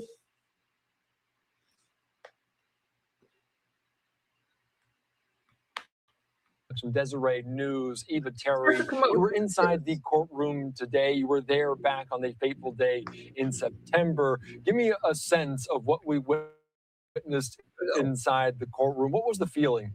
That's right, Hoopty. It was a very, very somber day in the courtroom. I've been to a couple of the hearings leading up to it, and it was a definite vibe shift today. It was the first day that we had any evidence about Tyler Robinson himself, rather than just procedural hearings. And it was a high-profile audience as well. We had Donald Trump Jr. and Jack Posobiec, Charlie Kirk's parents, and Erica's mom and Erica all in the front row. And the second row was also full of his family. And you could tell it was really hard for them to watch.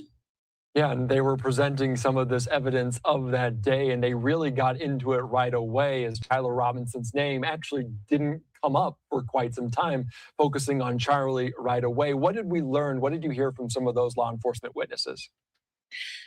The most interesting thing that came up was just the path of the man who was on the roof of the Losay Center at UVU. We didn't hear this before, but that the person on the roof, who is allegedly Tyler Robinson, was on campus 4 different times that day. So twice in the morning, and then during the shooting, and then he came back at night, and around like 12:30 a.m. that next day on Thursday. So there were a lot of things that we learned, and it was just kind of the point of the hearing was to connect the person on the roof to Tyler Robinson. Yeah, that is what they do, seeing if there is enough evidence to move forward with a trial. And that seems like an obvious case, but nonetheless, they're going through with these procedural motions about all of this, a 5-day hearing taking place. You mentioned the person on the roof, allegedly Tyler Robinson. The defense pushed back on that, saying there's no really definitive proof that the people they saw in the video is him. What did we hear from the defense? How much did they call that out? Right. The strongest points that the defense had happened during the cross-examination of Chris Bagley, who is the UVU police officer. So Catherine Nestor, who is on the defense team, basically came at it from the angle of there was so much going on. How do we know that it was Tyler? And how can we connect it with this? So she brought up the fact that there was an empty holster found by Chris Bagley. And her point was, well, there could have been other things going on. And it was so chaotic. There were only 6 police officers. So instead of giving an alternate possibility of who could be the shooter, it was mainly saying, how could we know that it was Tyler? Yeah, and this is still preliminary and early in this preliminary hearing. Are we expecting to hear them present DNA evidence to point Tyler Robinson and connect him to the rifle? So tomorrow, today we were supposed to hear from 4 witnesses, and we only got through 2. And the ones tomorrow include the officer to whom Tyler Robinson allegedly confessed. So I don't know about DNA evidence, but we will hear from someone who heard from Tyler right after it happened. And so that should be the next person that we hear from tomorrow morning. And as you mentioned, we could be hearing from the law enforcement officer speaking to Tyler Robinson immediately in the aftermath. Was Tyler Robinson, how did he act in court today? Were there any moments that stood out to you? It was so... Thank you for the gift, Raphael. Thank you so much. Interesting watching the dynamics in the courtroom, because the first 2 rows were full of Charlie Kirk's family and friends. And then the 4th row was Tyler Robinson's family. Can you guys like my video? If you like my video. Family. And as the trial began, he didn't really acknowledge his family as he walked in. And as more hearings went through the procedural phase, he would acknowledge them and they would wave. And today, he was very attentive when they were going through the path of the shooter from going from the roof and off. They were walking through the different images, and you could tell that he was like leaned forward and more engaged. So that was really interesting to see. It was also just really devastating watching Erica. You could tell that. So they played 3 videos that were very graphic. And they just did the audio, but she left before they actually played it. And one man in front of me, who was a good friend of Charlie's, like leaned his head down on the bench in front of him, you could tell that he was just having a really hard time. It's hard to relive that, especially if this was a very real, good friend of yours. Yeah, and it's very personal for all of them. And Erica Kirk, as you mentioned, Charlie's parents in attendance. And you did get a glimpse of Erica Kirk as she was moved out of the courtroom, as they were kind of having some of this evidence presented, of describing that moment back in September on the campus of UVU. As you can see her there in the frame moving out. Can you describe what they were describing, what was going on in that exact moment? Yes. So the first time Erica Kirk left was when Chris Bagley was explaining the lead up to 12:23 p.m., which was when the bullet resounded. And so he was explaining what he saw, what he heard, and it was just too much. So they also left. So that was the first time they left, and then they came back in, and then they left again when they were going over the graphic footage. And can I ask you about that? Because the judge talking about this, and so many people saw the video on social media or on some of the Turning Point USA live streams. Why did he weigh it in this way? How did he manage to show the video? And he also was able to watch it himself. And you can see him uneasy in that moment, as anyone would seeing that video again. Can you explain the judge's decision about the video and just some of his reaction? Yes. So this is obviously a murder case. And so the moment that it happens and the way it happens and the crowd's reception is going to be crucial to how the case plays out. You need to know the significance of the event. You need to know what the audience looked like. There were 3,000 people in the audience and there were children. So I'm sure he wanted to be able to see this from the victim's point of view. And so they did 2 videos of the shooting, one from the perspective of the audience and then one from the perspective of someone behind him. And then the third video was them carrying the body out to the car. And that all happened so quickly, but I'm sure that Judge Graff just wants to have the entire picture so he can make a very clear and accurate ruling. Yeah, and obviously you could only imagine what going through his eyes, having to see this time and time again. He also mentioned that it wasn't redacted enough for other people to see. Do you think we'll get a glimpse at it in a more redacted, shortened version? Is that a possibility? I'm not sure.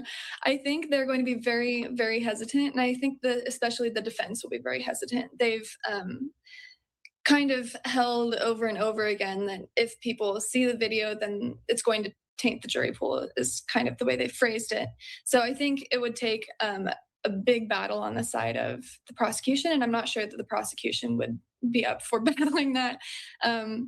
But honestly, if anyone wants to go watch the video, you can still find it, as awful as that is. Yeah, it's unfortunate. So many people like yourselves had a first-person perspective on all of that scene there on the campus of UVU. We also know that they potentially could be weighing the death penalty in this case, and Utah is unique, talking about aggravating circumstances, putting other people in danger. Do we hear anything about that today?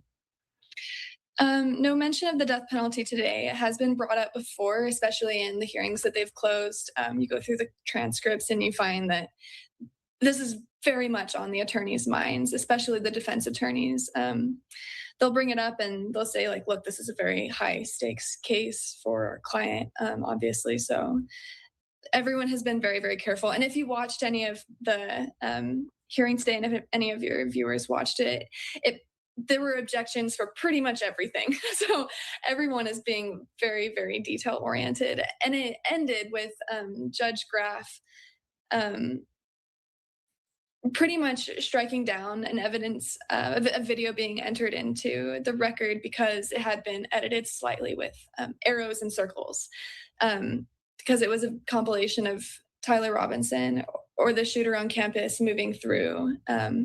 So they're being very, very attentive to detail. And yeah, I think we'll continue to see that. Yeah, that is so very true. And he has to balance it in such a way, allowing this to move forward, but also giving him, Tyler Robinson, the fair trial. You mentioned some of the things that we didn't know before. The fact that he was on campus 4 times that day of the shooting, twice before, once during it, and then once in the night afterwards.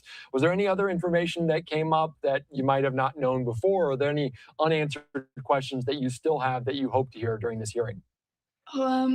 It's a wonderful question. I hadn't seen Too many, probably. pictures of I hadn't seen pictures of the imprints and of the screwdriver. I'm really interested to get into the DNA aspect of it.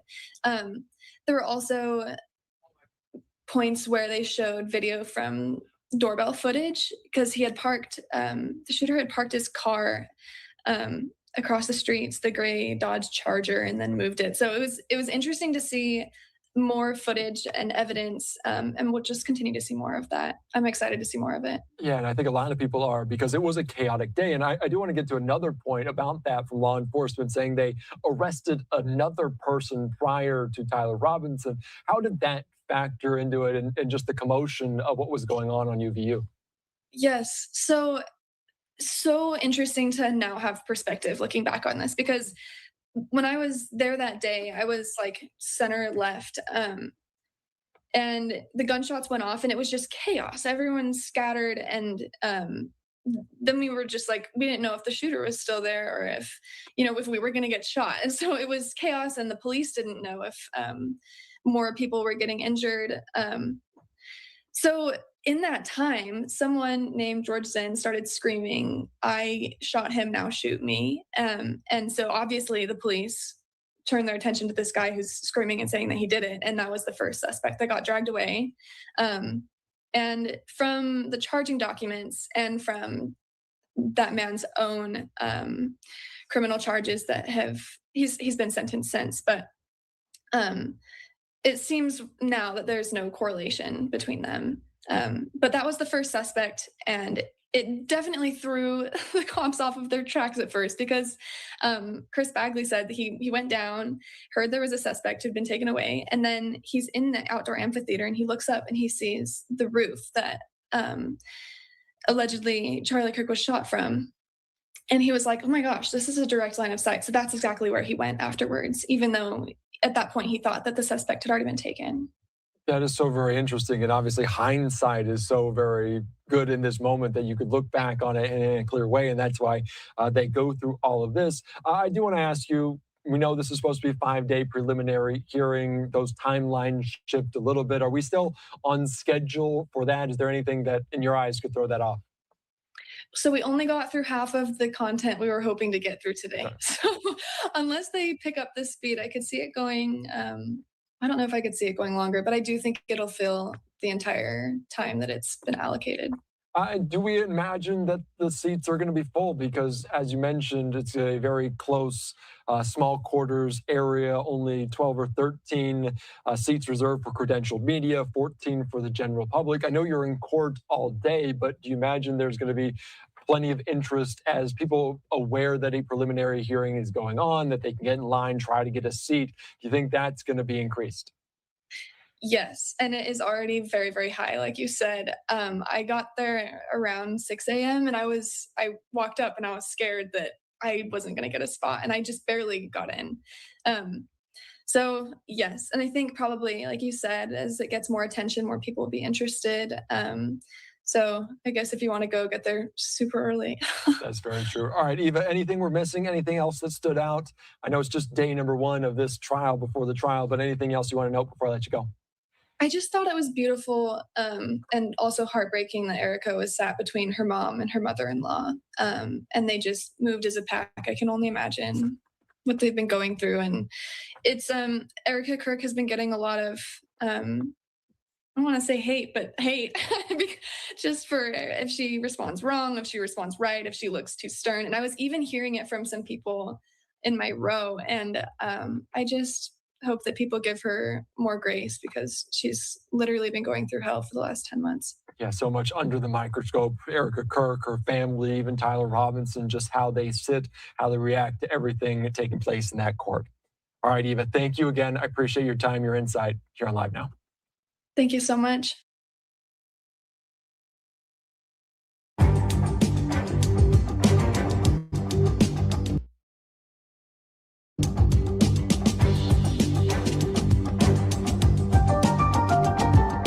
Welcome, everybody, to Courtroom Insider. I'm Nate Eaton. It is July 6th, 2026. Thank you for being here tonight.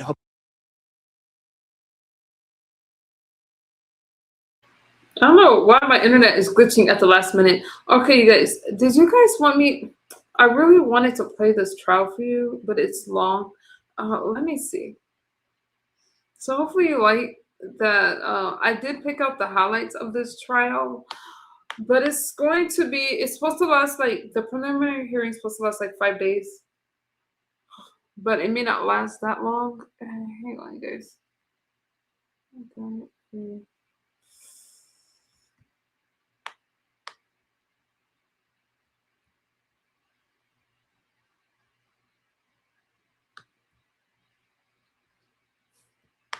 And a Fox News alert because these could be very tense and emotional moments inside a Utah courtroom this morning. For the very first time, Charlie Kirk's widow, Erica, and his parents are set to come face to face at a preliminary hearing with the man accused of killing him. Matt Finn is outside the courthouse in Provo, Utah with more. Hi, Matt. Doc, we're not doing a whole trial today. Hi, Dana. This week will mark 10 months since Charlie Kirk was assassinated here in Utah, and his alleged assassin, Tyler Robinson, has yet to even enter a plea. Robinson's defense team tried multiple strategies to get the possibility of the death sentence off the table and delay the beginning of the preliminary hearing that's scheduled to begin this morning and last all week.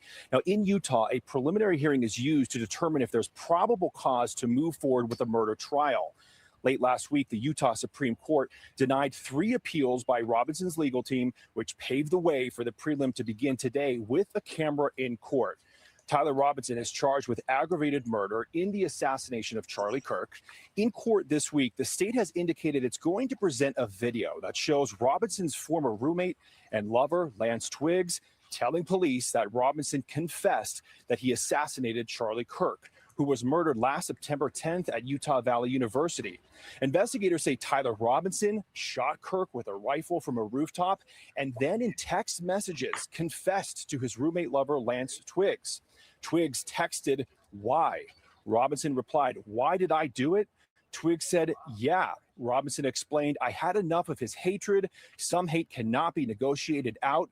If I am able to grab my rifle unseen, I will have left no evidence." Now, the prosecution has indicated it's prepared to forewarn the families of Tyler Robinson and Charlie Kirk if graphic video or testimony is about to be discussed in court. And this morning, we have a brand new statement from Erica Kirk and Charlie's family. It reads in part, "Every court proceeding serves as a painful reminder of his death and the loss that has irrevocably impacted our lives and the lives of his children." The prosecution has indicated it plans to call witnesses, including state investigators and Utah Valley University police. Dana, Bill. Matt Finn, thank you. So I want to bring in James Gagliano, retired FBI supervisory agent, Fox News contributor, also there in Utah. And James, good morning to you. Based on what I read here, the prosecution's case is this. They've got overwhelming evidence and they're set to prove it. How do you see that? Yeah, and Bill, the standard is so low in a preliminary hearing. Remember, you're not trying to prove beyond a reasonable doubt. You're just trying to show enough of the evidence so that the judge can then go ahead and allow the trial to commence. And look, Utah's a peculiar place in that in their criminal court system, you don't even get arraigned before this. So we haven't even gotten a plea yet from Tyler Robinson. That may happen this week, but may happen afterward at a separate arraignment hearing. Okay, it sounds to me, James, that this is like a grand jury proceeding that usually is done in private and not in public. Am I right on that definition, or? Yeah, but this is going to be in public. And as part of the pretrial, maneuverings, what's going to happen is there are going to be witnesses that are going to be called by both the prosecution and the defense. The defense are going to call 3 DNA and forensics experts from out of state. And then the prosecution is going to call 4 State Bureau of Investigation folks that collected the evidence, as well as a Utah Valley University police officer that was there when the when the firing happened. And also they're going to call to the stand, which is going to be pretty explosive, but they're going to do it through something called an 1102 statement, Lance Twiggs. Lance Twiggs is the romantic partner and the roommate of Tyler Robinson. He's being allowed to testify through audiovisual means and not actually be in the courtroom today. Okay, here's Erica Kirk. This is November of 2025 and how public this case has been from the beginning. There were cameras all over my husband when he was murdered. There have been cameras all over my friends and family mourning. We deserve to have cameras in there. Why not be transparent? There's nothing to hide. Let everyone see and know how it happened, how it even got to this point. This is something that could impact a generation and generations to come. James, she's getting her wish in the following way. It's going to be as public as our legal system allows, and that is cameras in the courtroom for all of us to watch. Yeah, the judge has been very resistant to defense motions to disallow this. And look, you know, as Justice Brandeis said, you know, sunlight is the best disinfectant. And I think is more about the ideology, the perverse ideology that Tyler Robinson was beholden to comes out. It clearly establishes a motive. And lastly, Bill, there is evidence beyond evidence beyond evidence. We've convicted murderers on probably 10% of what the state has right now. The question is, what does the state choose to show now? And I'll be interested to see how the cross-examinations of witnesses go. Okay, so we're going to see a lot now, and it's all going to be there on camera. A preliminary hearing that's going to last 5 days, starting in a few hours. James, good to have you on scene. Thanks for coming on today. Thanks, Bill. Okay, Dana. Thanks. Be sure to like and subscribe for all the Fox News latest on YouTube and catch full shows streaming now on Fox One.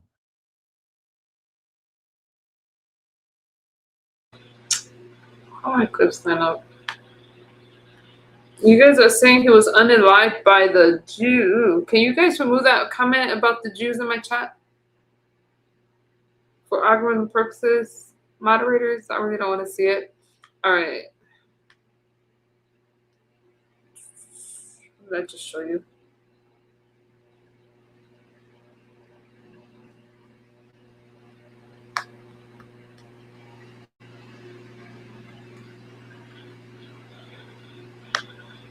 I don't want to see the truth. Okay, I'm going to time you out as soon as I'm done here since my mods let you write. Don't question me about what they allow in the chat. All right, let me see. I'll take care of you in a second. Preliminary hearing is now underway for Tyler Robinson. He's the man accused of killing conservative activist Charlie Kirk at Utah Valley University. That was last September. Prosecutors are working to show they have enough evidence against Robinson to proceed to trial. Robinson, charged with aggravated murder, has not entered a plea. With more, we are joined by criminal defense attorney Alexandra Kazarian. Alexandra, good to have you with us. Preliminary hearings usually fairly quick, maybe a matter of hours. Why is this one set to take all week? You know, it seems like the prosecution is really putting a lot of effort in showing as much evidence as they can. I don't think it's really a game of them having to hide the ball or to try to hide their prosecution at all. So I think they're making the move of really giving as much evidence as possible. And it's probably because the cameras are there, to be honest. I don't think that they need that to get past this hurdle, but I think it's more for the cameras, honestly. Yeah, you mentioned the cameras. The hearing comes 10 months after Charlie Kirk's killing. The defense has worked. They failed to get the cameras out of the courtroom, tried to have certain prosecutors removed, and to have this hearing delayed because of the volume of discovery, they say. So what do you make of the strategy so far? I think that this really is more of an opportunity for both sides to get really their story out. I think it's been a really controversial case. I think that the public is really, there's two real serious factions. People have split into sides on this. And there's some people that really think that this is a huge conspiracy, and some people that think that there is no chance that he's not guilty of this. And I do think that with the cameras there, really the only reason you have that is because there's misinformation, because both sides believe that there's misinformation out there and they want the chance to correct it in front of the cameras. With some ballistic results reportedly inconclusive, Robinson's defense team has said it plans to call 3 forensic experts to testify in this hearing. What is the goal there? I think it's to call into question the purported evidence that's being brought against him. And, one of the issues with preliminary hearings and having them publicized, one of the reasons that both sides tend to not want to have them publicized is that there may be issues with the evidence that a judge later on decides means that it shouldn't come in. Maybe when the prosecution presents this evidence and the defense pokes holes in it, a judge may later rule that that evidence did not stand up to muster and can't come out in front of the jury. But now that you've had a nationally publicized preliminary hearing, the entire nation knows that that evidence exists. And so there's no way to unring that bell. Alexandra, we know the prosecutors are going to look for this DNA evidence linking Robinson to the weapon. Going to call multiple investigators to the stand, but it is likely that the key figure this week is going to be Robinson's roommate, potential romantic partner. So what do you expect? Well, from what I understand, they're not presenting live testimony, and this partner was given some sort of immunity for his statement. So I think it's going to be very interesting to see what the reaction is by the public. I'm really interested to see how the public receives this information, because it's not live testimony. It's not going to be cross-examination.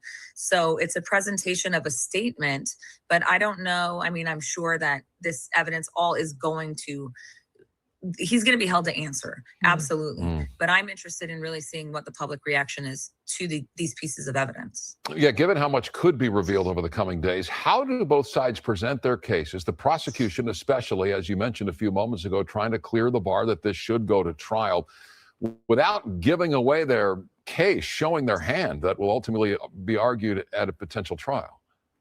I think that's more of a move for the defense. I think the defense doesn't want to, you have to walk a very thin line of not presenting all of the arguments you have in your defense, because in a case like this, you're not going to win at the preliminary hearing stage. So there's no reason to give the prosecution a preview of your case. The prosecution is going to survive this. But I think one of the real issues for the defense is that, you really want to toe that line. You don't want to give every single thing away at a stage like this where you're not really going to get too much out of it. And I can't imagine the tension in the courtroom today when this happened, but it's actually the first time the Kirk family at Robinson have been in the same room. We know that the widow, Erica Kirk, and her in-laws reportedly briefly left the courtroom when one of the witnesses described hearing that gunshot. From your experience as a defense attorney, what's that moment like when the defendant and a victim's loved one actually see each other, and how do you prepare for that? There's no real way to prepare, because you can never really tell the future. You can never really know or predict how those two sides are going to react. I've had clients whose families were absolutely just, livid and wrecked in the courtroom, and they were outraged. But when the time came to face the other families, I've had situations where the families have actually come together in times like that, where you just have these amazing reactions of forgiveness, because, perhaps the family, there's knowledge that the family didn't have anything to do with it. And then there's other times where people who seem very peaceful just lose it. So you can't predict. Based on the evidence we've seen, the low evidentiary bar that prosecutors need to clear, does this go to trial? I think the only way it doesn't go to trial is if the prosecution gives some kind of an offer that really makes the defense think that it's too good to resist, like taking death off the table. I think if the prosecution took death off the table, it would be very, very hard for the defense to move forward to trial. Given the high-profile nature of this case, is that likely? I don't think it's likely. Okay. All right. We'll see it unfold, as do you. Criminal defense attorney Alexandra Xerian, thanks for being with us. Thank you. Thank you for having me.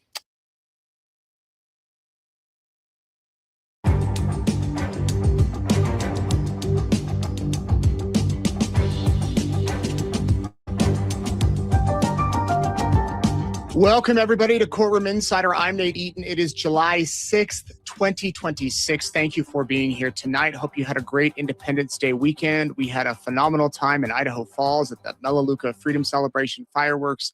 It was massive and fun and so exciting, and just a great time. Glad you're with us tonight. Would love to know where you're watching from. If you have any questions, day one of Tyler.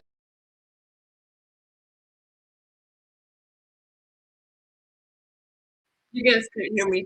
They're trying to get me to play that so bad.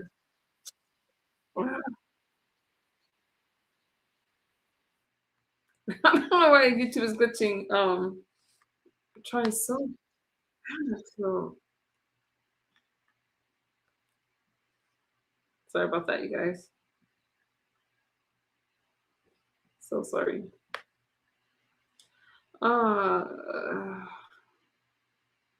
No, not that one. I'm close to my 2-hour mark, but let me show you guys part of this. The evidence, giving a lay of the land so the judge can see Right, if there's damage. enough. And that seems like an obvious statement. What did we learn today, and how will they proceed? Well, I think that you're totally right. I don't think that there's any question that this judge will find that there's ultimately enough evidence for this case to proceed ultimately to court. However, this is not part of the process that can just be skipped over. The prosecution still has to go through the steps required by law to demonstrate that they do have the evidence which will allow them to bring this case to trial. And today, we actually got to have a peek at some of the evidence that we can expect ultimately to see in a trial at some point, including that there may be an alternate firearm that wasn't clearly investigated. We know that there was a sniper pad, at least according to the detective who gave testimony in this case. And we have some idea about who witnesses might be ultimately against Robinson in this trial. And you mentioned that they have to go through these proper procedures. They have to treat it as it is important, which it is. The defense is talking about it, and they said the man on the roof pushing back that it was even Tyler Robinson himself. How much is it a balance for the defense attorney to push back on that, but also know that DNA potentially could be coming up that will link that together? Look, it's a death penalty case. This team must absolutely do everything they possibly can to make sure that this evidence is scrutinized carefully by the courts. That means they have to listen carefully. They have to be there to let the judge do his job as a potential gatekeeper in terms of allowing only evidence before ultimately the jury that hears this case, which is admissible and reliable under the law. So this defense team has to do everything in their power to make sure that they are carefully scrutinizing the evidence in this case and raising objections at every turn. And they seemingly did on every single piece of evidence. Today, the judge, Tony Graff, also said they were allowing that video, but it wouldn't be available for the media. He watched it himself, kind of turning off the microphones. What did he decide in that moment? Why did he decide that? So the judge was looking at the evidence that the prosecutors were showing him to say, look, we do have enough evidence for this case to go to trial. And the judge wanted to view it for himself to be able to make a determination as to whether or not it was relevant to whether or not the prosecution could present a case and whether or not it was the kind of evidence which would be reliable in making a determination that there is reason to believe that Tyler Robinson is the right person to be on trial in this matter, which he was able to do by watching that video. And he said it also wasn't made available or shown because it wasn't redacted enough. Is there a level of redaction that we might eventually get to see some of it? I think that we will ultimately get to see some of this. It's for a variety of reasons, not really necessarily the right thing to do to have this video be released to the public at this time. This is just a preliminary hearing. And again, the point of this hearing is to determine whether or not there is sufficient evidence for the case to proceed to trial.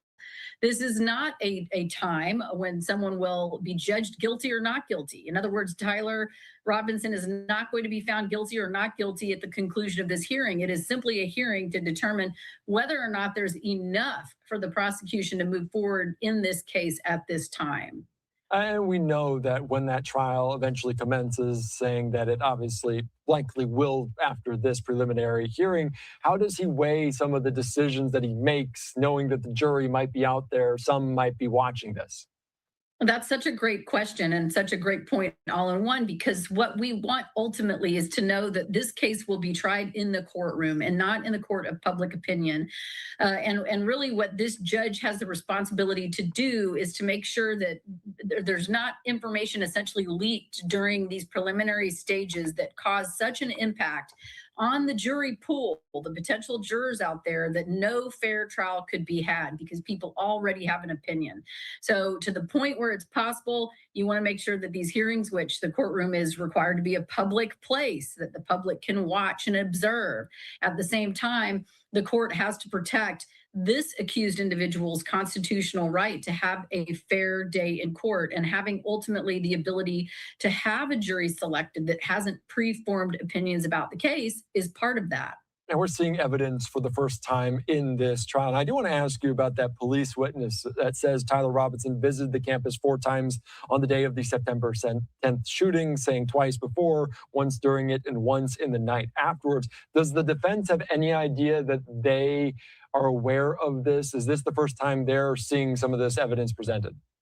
It's absolutely the first time they're hearing some of the answers to these questions. I think the defense has a broad idea of what the prosecution has, a very broad idea. And this hearing is required. And so one of the things that this defense team must do is really go through and confront each of these pieces of evidence or witnesses that take the stand. And that means thoroughly analyze the evidence and thoroughly cross-examine the witnesses that are presented to the extent that the court will allow it at this phase.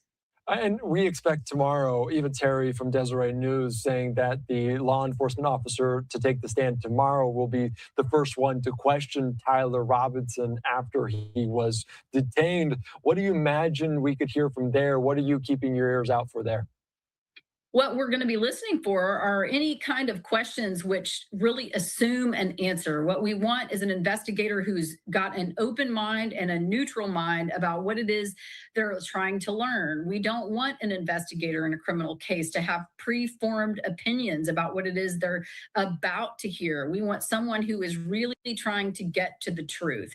And so we're going to hear cross-examination questions which really dig into assumptions and whether or not evidence was gathered in a thorough manner, and whether or not questions were asked in such a manner as to gather information and not assume information. And that'd be what Tyler Robinson said himself. We also might get some writings of what he said to other people, potentially confessing to this shooting as well. How much weight will those have in this case? I think everything that this judge is having an opportunity to hear as the prosecution puts on this evidence is important. And again, it is a very low bar. It would be quite the shock, I think, to everybody involved if the judge did not find at the end of this hearing that there was sufficient evidence to move forward. That said, it's an absolutely necessary and required part of the process. And this judge has to listen to the evidence and weigh it thoughtfully to determine whether or not the prosecution has indeed met that burden. And we know that this preliminary hearing allows hearsay. Did we hear any of that today? And could that be something that moves the needle over the next 4 days? We did hear some of that today, and really, it sounds obvious as to what hearsay is, but you're hearing people in the courtroom when you hear the word hearsay talk about something else that they heard, and that they put that into their minds as a reason for either gathering evidence or seeing evidence a certain way. And in this particular phase of the proceedings, this preliminary hearing, certain kinds of hearsay are admissible, and that means that the defense can't really confront the person who really saw the evidence or analyzed the evidence firsthand because they're not there in front of the defense lawyer to cross-examine.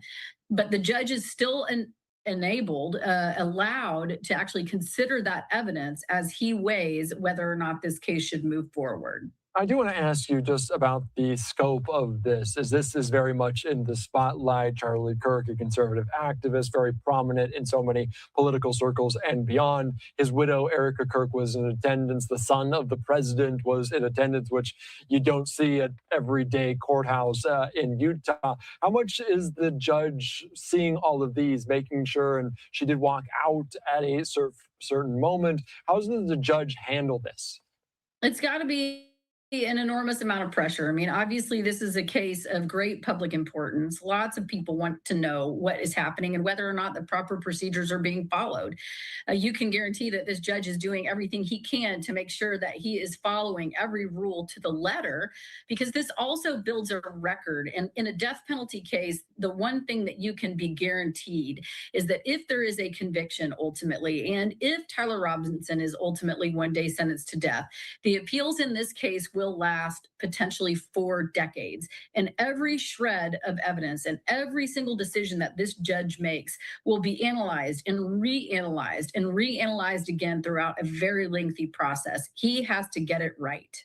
Yeah, and he's doing his best to balance all of this. You mentioned the death penalty because in Utah, it has to be aggravating as other people might be harmed by this. Do we hear any of that today? Was there anything that stood out that could weigh on the judge's mind either way? Absolutely. And this is one of these circumstances where you had a large group of people at a public college campus when this shooting took place.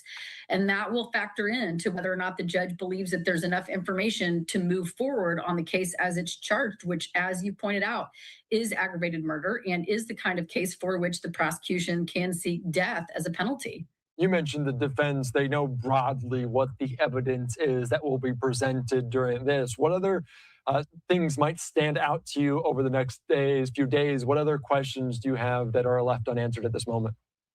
One of the things that I thought really stood out so far was the idea that there was this additional weapon, which at least so far the witnesses who testified didn't really seem to have a solid answer for if or how much that particular piece of evidence was actually analyzed. And that could be critical to a potential alternate shooter theory. It could be critical to the defense that maybe there were pieces of evidence that were not thoroughly documented or considered when they ultimately made the decision to charge Tyler Robinson with the case.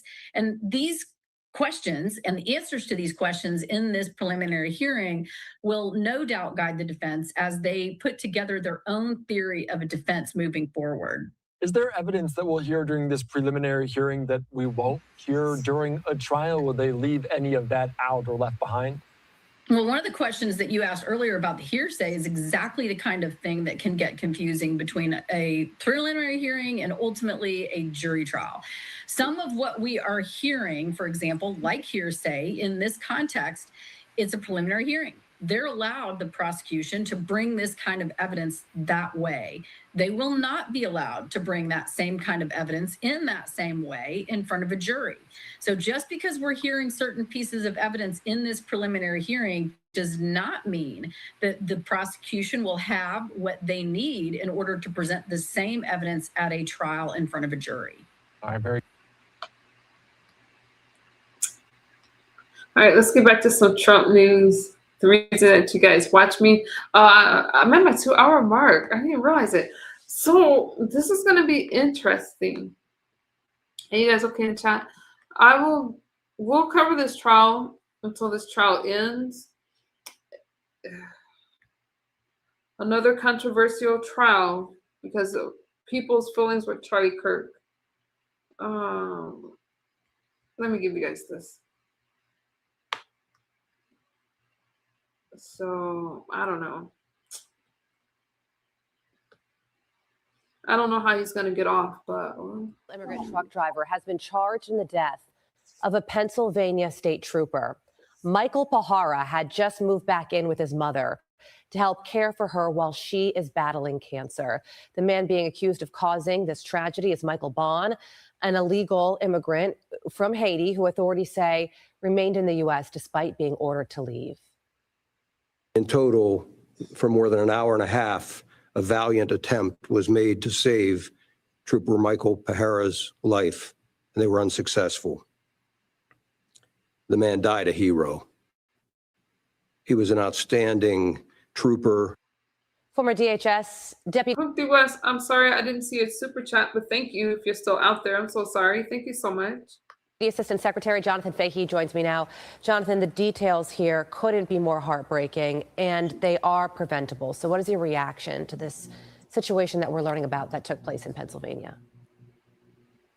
You said it perfectly. It was preventable. Remember, this defendant or prospective defendant came in here under the Biden-Mayorkas open border scheme and sort of one of these sub-schemes they had under this humanitarian parole, where this person was flown in here to come into the country when they were flying in 30,000 people a month.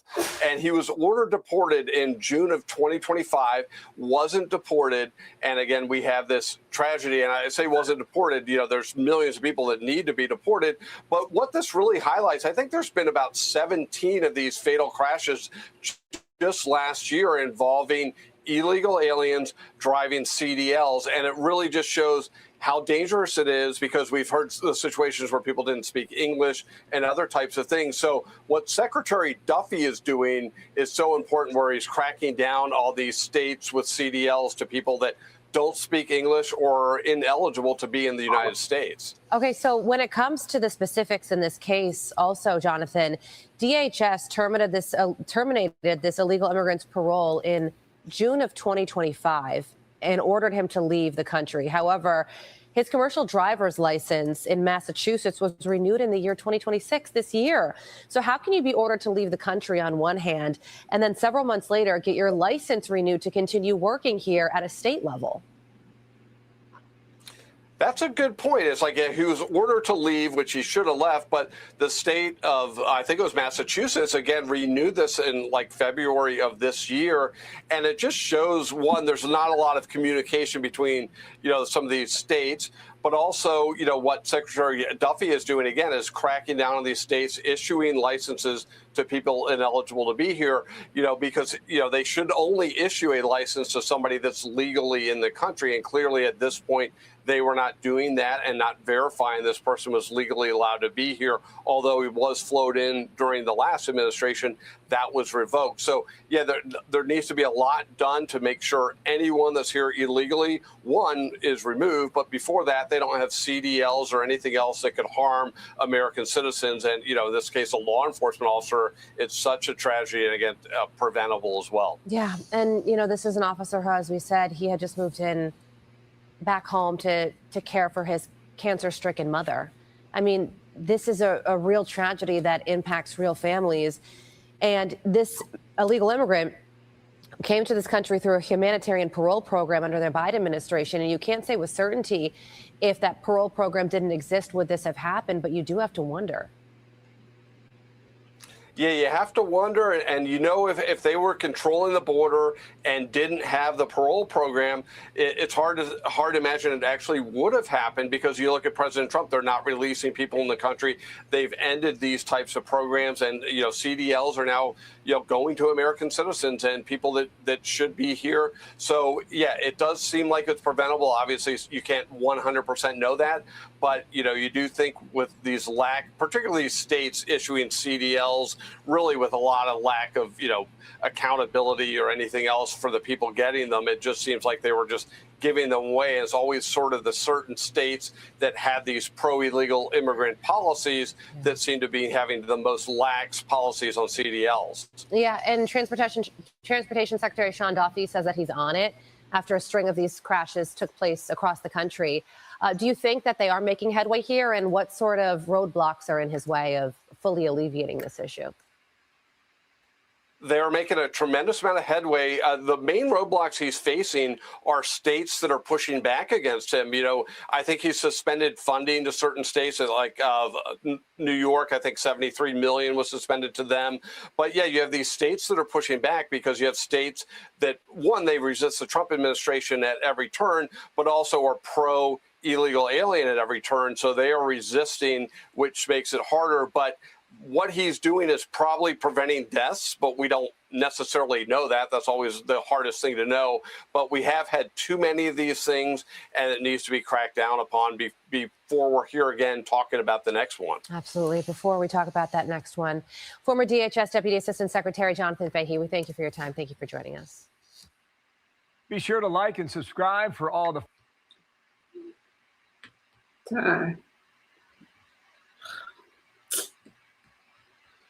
So I gotta protect the borders.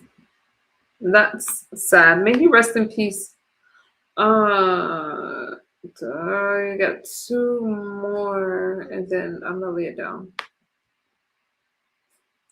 I can tell when I'm getting sleepy because it's hard for me to talk. Two more, you guys. It's not that long. Thank you, brother-in-law. You have a good rest of your day. I'm almost done here. Almost.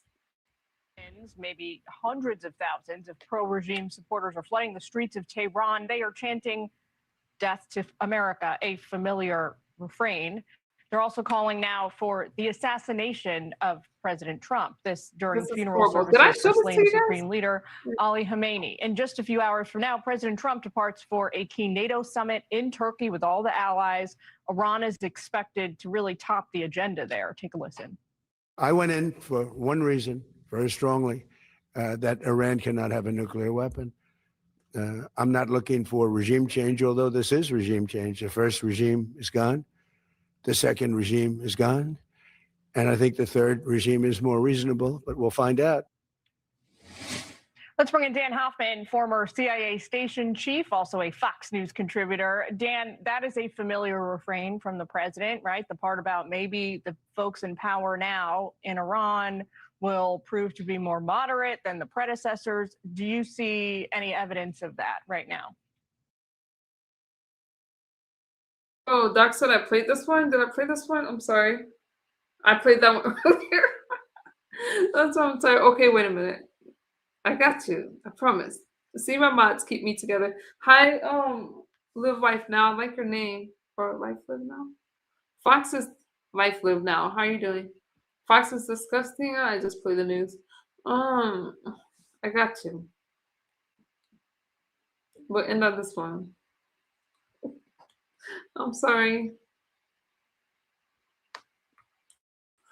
Let me know this one. So I could tell, yeah, I'm sleepy too. So I'll end on this one, you guys. I didn't share this with you. I didn't talk about this, but there was a bit of controversy going on. You just got your phone call with Johnny Infantino about the red card. And I wasn't fulfilling the decision. What's your You're asking me about the whole soccer thing? So, yeah, I did. I spoke to Johnny, who's highly respected, who's produced the most successful World Cup in history by, they say, 4 times. This isn't just a success. I actually said, Johnny, we've got all these games. Each one is turning out to be a Super Bowl. And we have all these games. You know, when you think of it, every game is like a Super Bowl. Yes, I watched last night. What a game that was with Mexico and England. I mean, 2 countries, I don't know the players, although I think Kane is a great player. See, I played golf with him, and I like him a lot. He's a good golfer. But he's really great. But I watched, and no reason for me to watch, and you couldn't take your eyes off the game. Because I said, Johnny, you know, you have all these games because they added games. In a country where really we don't, it's not our main sport, to put it mildly. And this has been 4 times more successful. He told me last night, the numbers are 4 times greater. They think 50 or 60 million people are going to be watching the game tonight. I mean, you know, this is getting to be Super Bowl numbers. But you have a game tonight, and they think they're projecting a minimum of 50 million people watching a game. We call it soccer. It's called football, I guess, but we can't really call it football because it gets there's a little confusion. So yeah, you call it soccer. We're the only ones that do that, but we have football, and football's great. But I've never seen anything like it. So I saw the play, and I'm a person that loves sports and was a good athlete, and I understand sports really well, really well. And that wasn't a foul. That wasn't even an infraction. That was 2 guys running full speed that happened to crash into each other. You can't take your foot and properly place it on somebody else's foot when you're going, no, these were 2 great athletes that got tangled up. And this referee, who is a little bit suspect, if you check his past, I don't want to say that because I don't like to create controversy, but very suspect. If you'd like, I'll provide you with the past. He made a call that nobody could believe. You know, even people on the other side, they say, "Oh, we got lucky. Wow, that's." And it's very interesting. They say they don't show them in slow motion, and I never realized that. I never heard of that before. That they're not allowed to review in slow motion because it's so different. Because you'll take one little quarter of a second and you'll see that a hand is touching a neck, or you'll see something. Whereas when you see it in fast motion, it will look like two guys collided, which is really what happened. They got sort of entangled. He didn't do anything wrong, and he's our best player or one of our best players. A very vital player, and he gave him a red card. I didn't know what that meant. I didn't think it meant much. Then I started hearing that means he can't play in the next game, at least in the next game.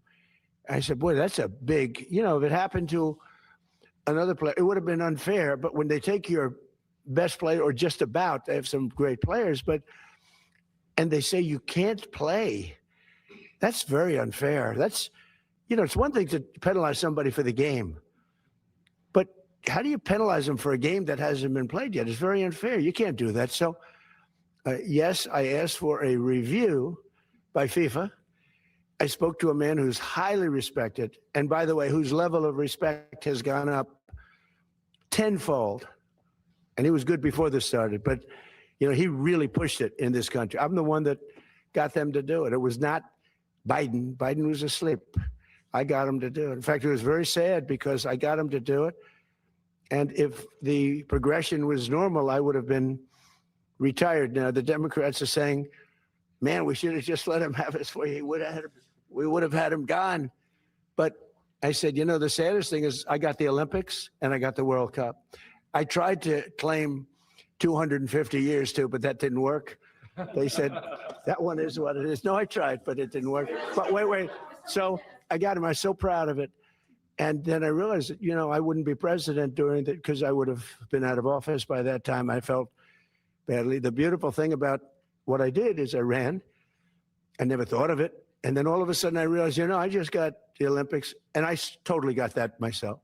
And I just got FIFA. I got that myself. We gave a little piece to Canada, gave a little piece to Mexico.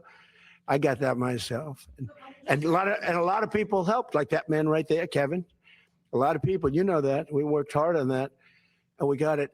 But what we didn't know is how successful it was going to be. I didn't know. I said, Johnny, is anyone going to show up? Because, we're not really, I think soccer's doing much better, but I couldn't imagine if you would have said to any very smart of these, like people like this, that the numbers they're doing now would be happening. They've never seen anything like it. Think of it. Take the most successful Olympics or the most successful FIFA, and you look at what's happened. You look at the numbers for this in the United States, just compared to FIFA, and it's numerous times more. It's not like 10% more, 2% more, 5% more, which is more expected. It's like 4 times more successful than anything they've ever done. In fact, I said to Johnny, let's do it again next time. And he said, that would be hard. I said, no, you do it again. But at the same time, you give it to somebody else for the next one. I don't know. It's a little crazy idea. But all I did, I asked for a review because I didn't think it was a foul. And, again, I'm good at this stuff. I didn't think it was a foul. I thought it was 2 great athletes that crashed into each other and got entangled. That was not a guy punching somebody in the face or anything that, would be different. And I think it's a terrible, if they wouldn't allow, a top player, maybe the best, maybe among the best players on the team to play, I think it would have had a big stain. And I related just that feel. I didn't tell him what to do. I can't tell him what to do, but, and I don't believe he made the decision. I think it was a committee that made the decision, and they made the right decision because number one, it wasn't a foul. And you want to see a game with your best players. You don't want to say, how would you feel if I took, we take Messi out. Look, he ran into somebody. Or we took Ronaldo. Ronaldo, you bumped into somebody. We're going to take you out of a game. He's great. Or Harry Kane. Harry Kane, we're going to take you out of the game, Harry, because you happen to hit somebody a little bit harder than you can't do that. If you would have taken him out, I think it would have really stained this incredible champion. We got to have our best players, and Belgium's got a great team, by the way. We got to have our best players, and they have to have their best. And if we win or we lose, it's fair. Otherwise, let's say we lost them and we lose the game.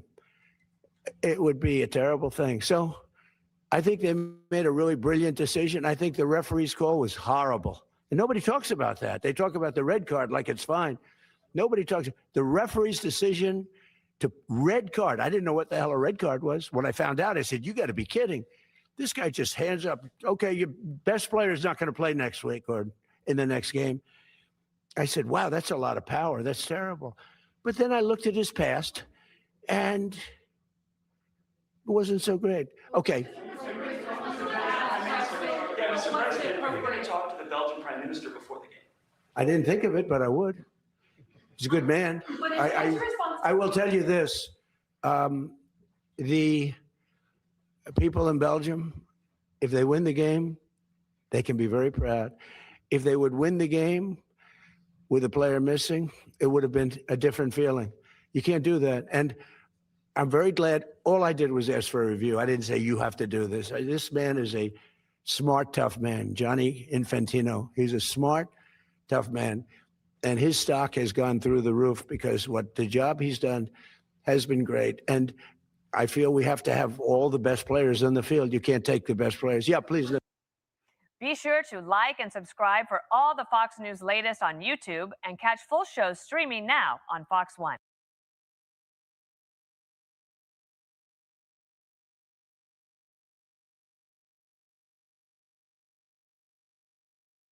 All right, you guys, thank y'all so much for hanging out with me. Are we still friends? You guys are cutting up in the chat. I could tell when I'm tired. I can tell. So we're gonna follow the Tyler Robinson trial. I'll keep you up to date with the latest news with Trump. You guys know me. Yeah, Donald Trump. Listen, he is not the first president to question things like that. Okay. So anyway, if you want to leave a comment for me, leave it under my community wall, and I do respond to my comments. Feel free to grab your memberships. Thank you guys for hanging out with me. Doc and Claude Damage, you guys held down the chat. And Claude is cutting up in the chat right now. I'll see y'all later. I'm gonna rest. I'm gonna rest, but I will be back. I need to go to bed. I love you guys. I'm praying for the country, and I'm praying for all of you. Let's keep America great, okay? Claude, what are you saying in the chat? All right, you guys. If you want me to cover anything in particular, leave it under my community wall, and I will see you guys later. Have a great rest of your day. Bye-bye.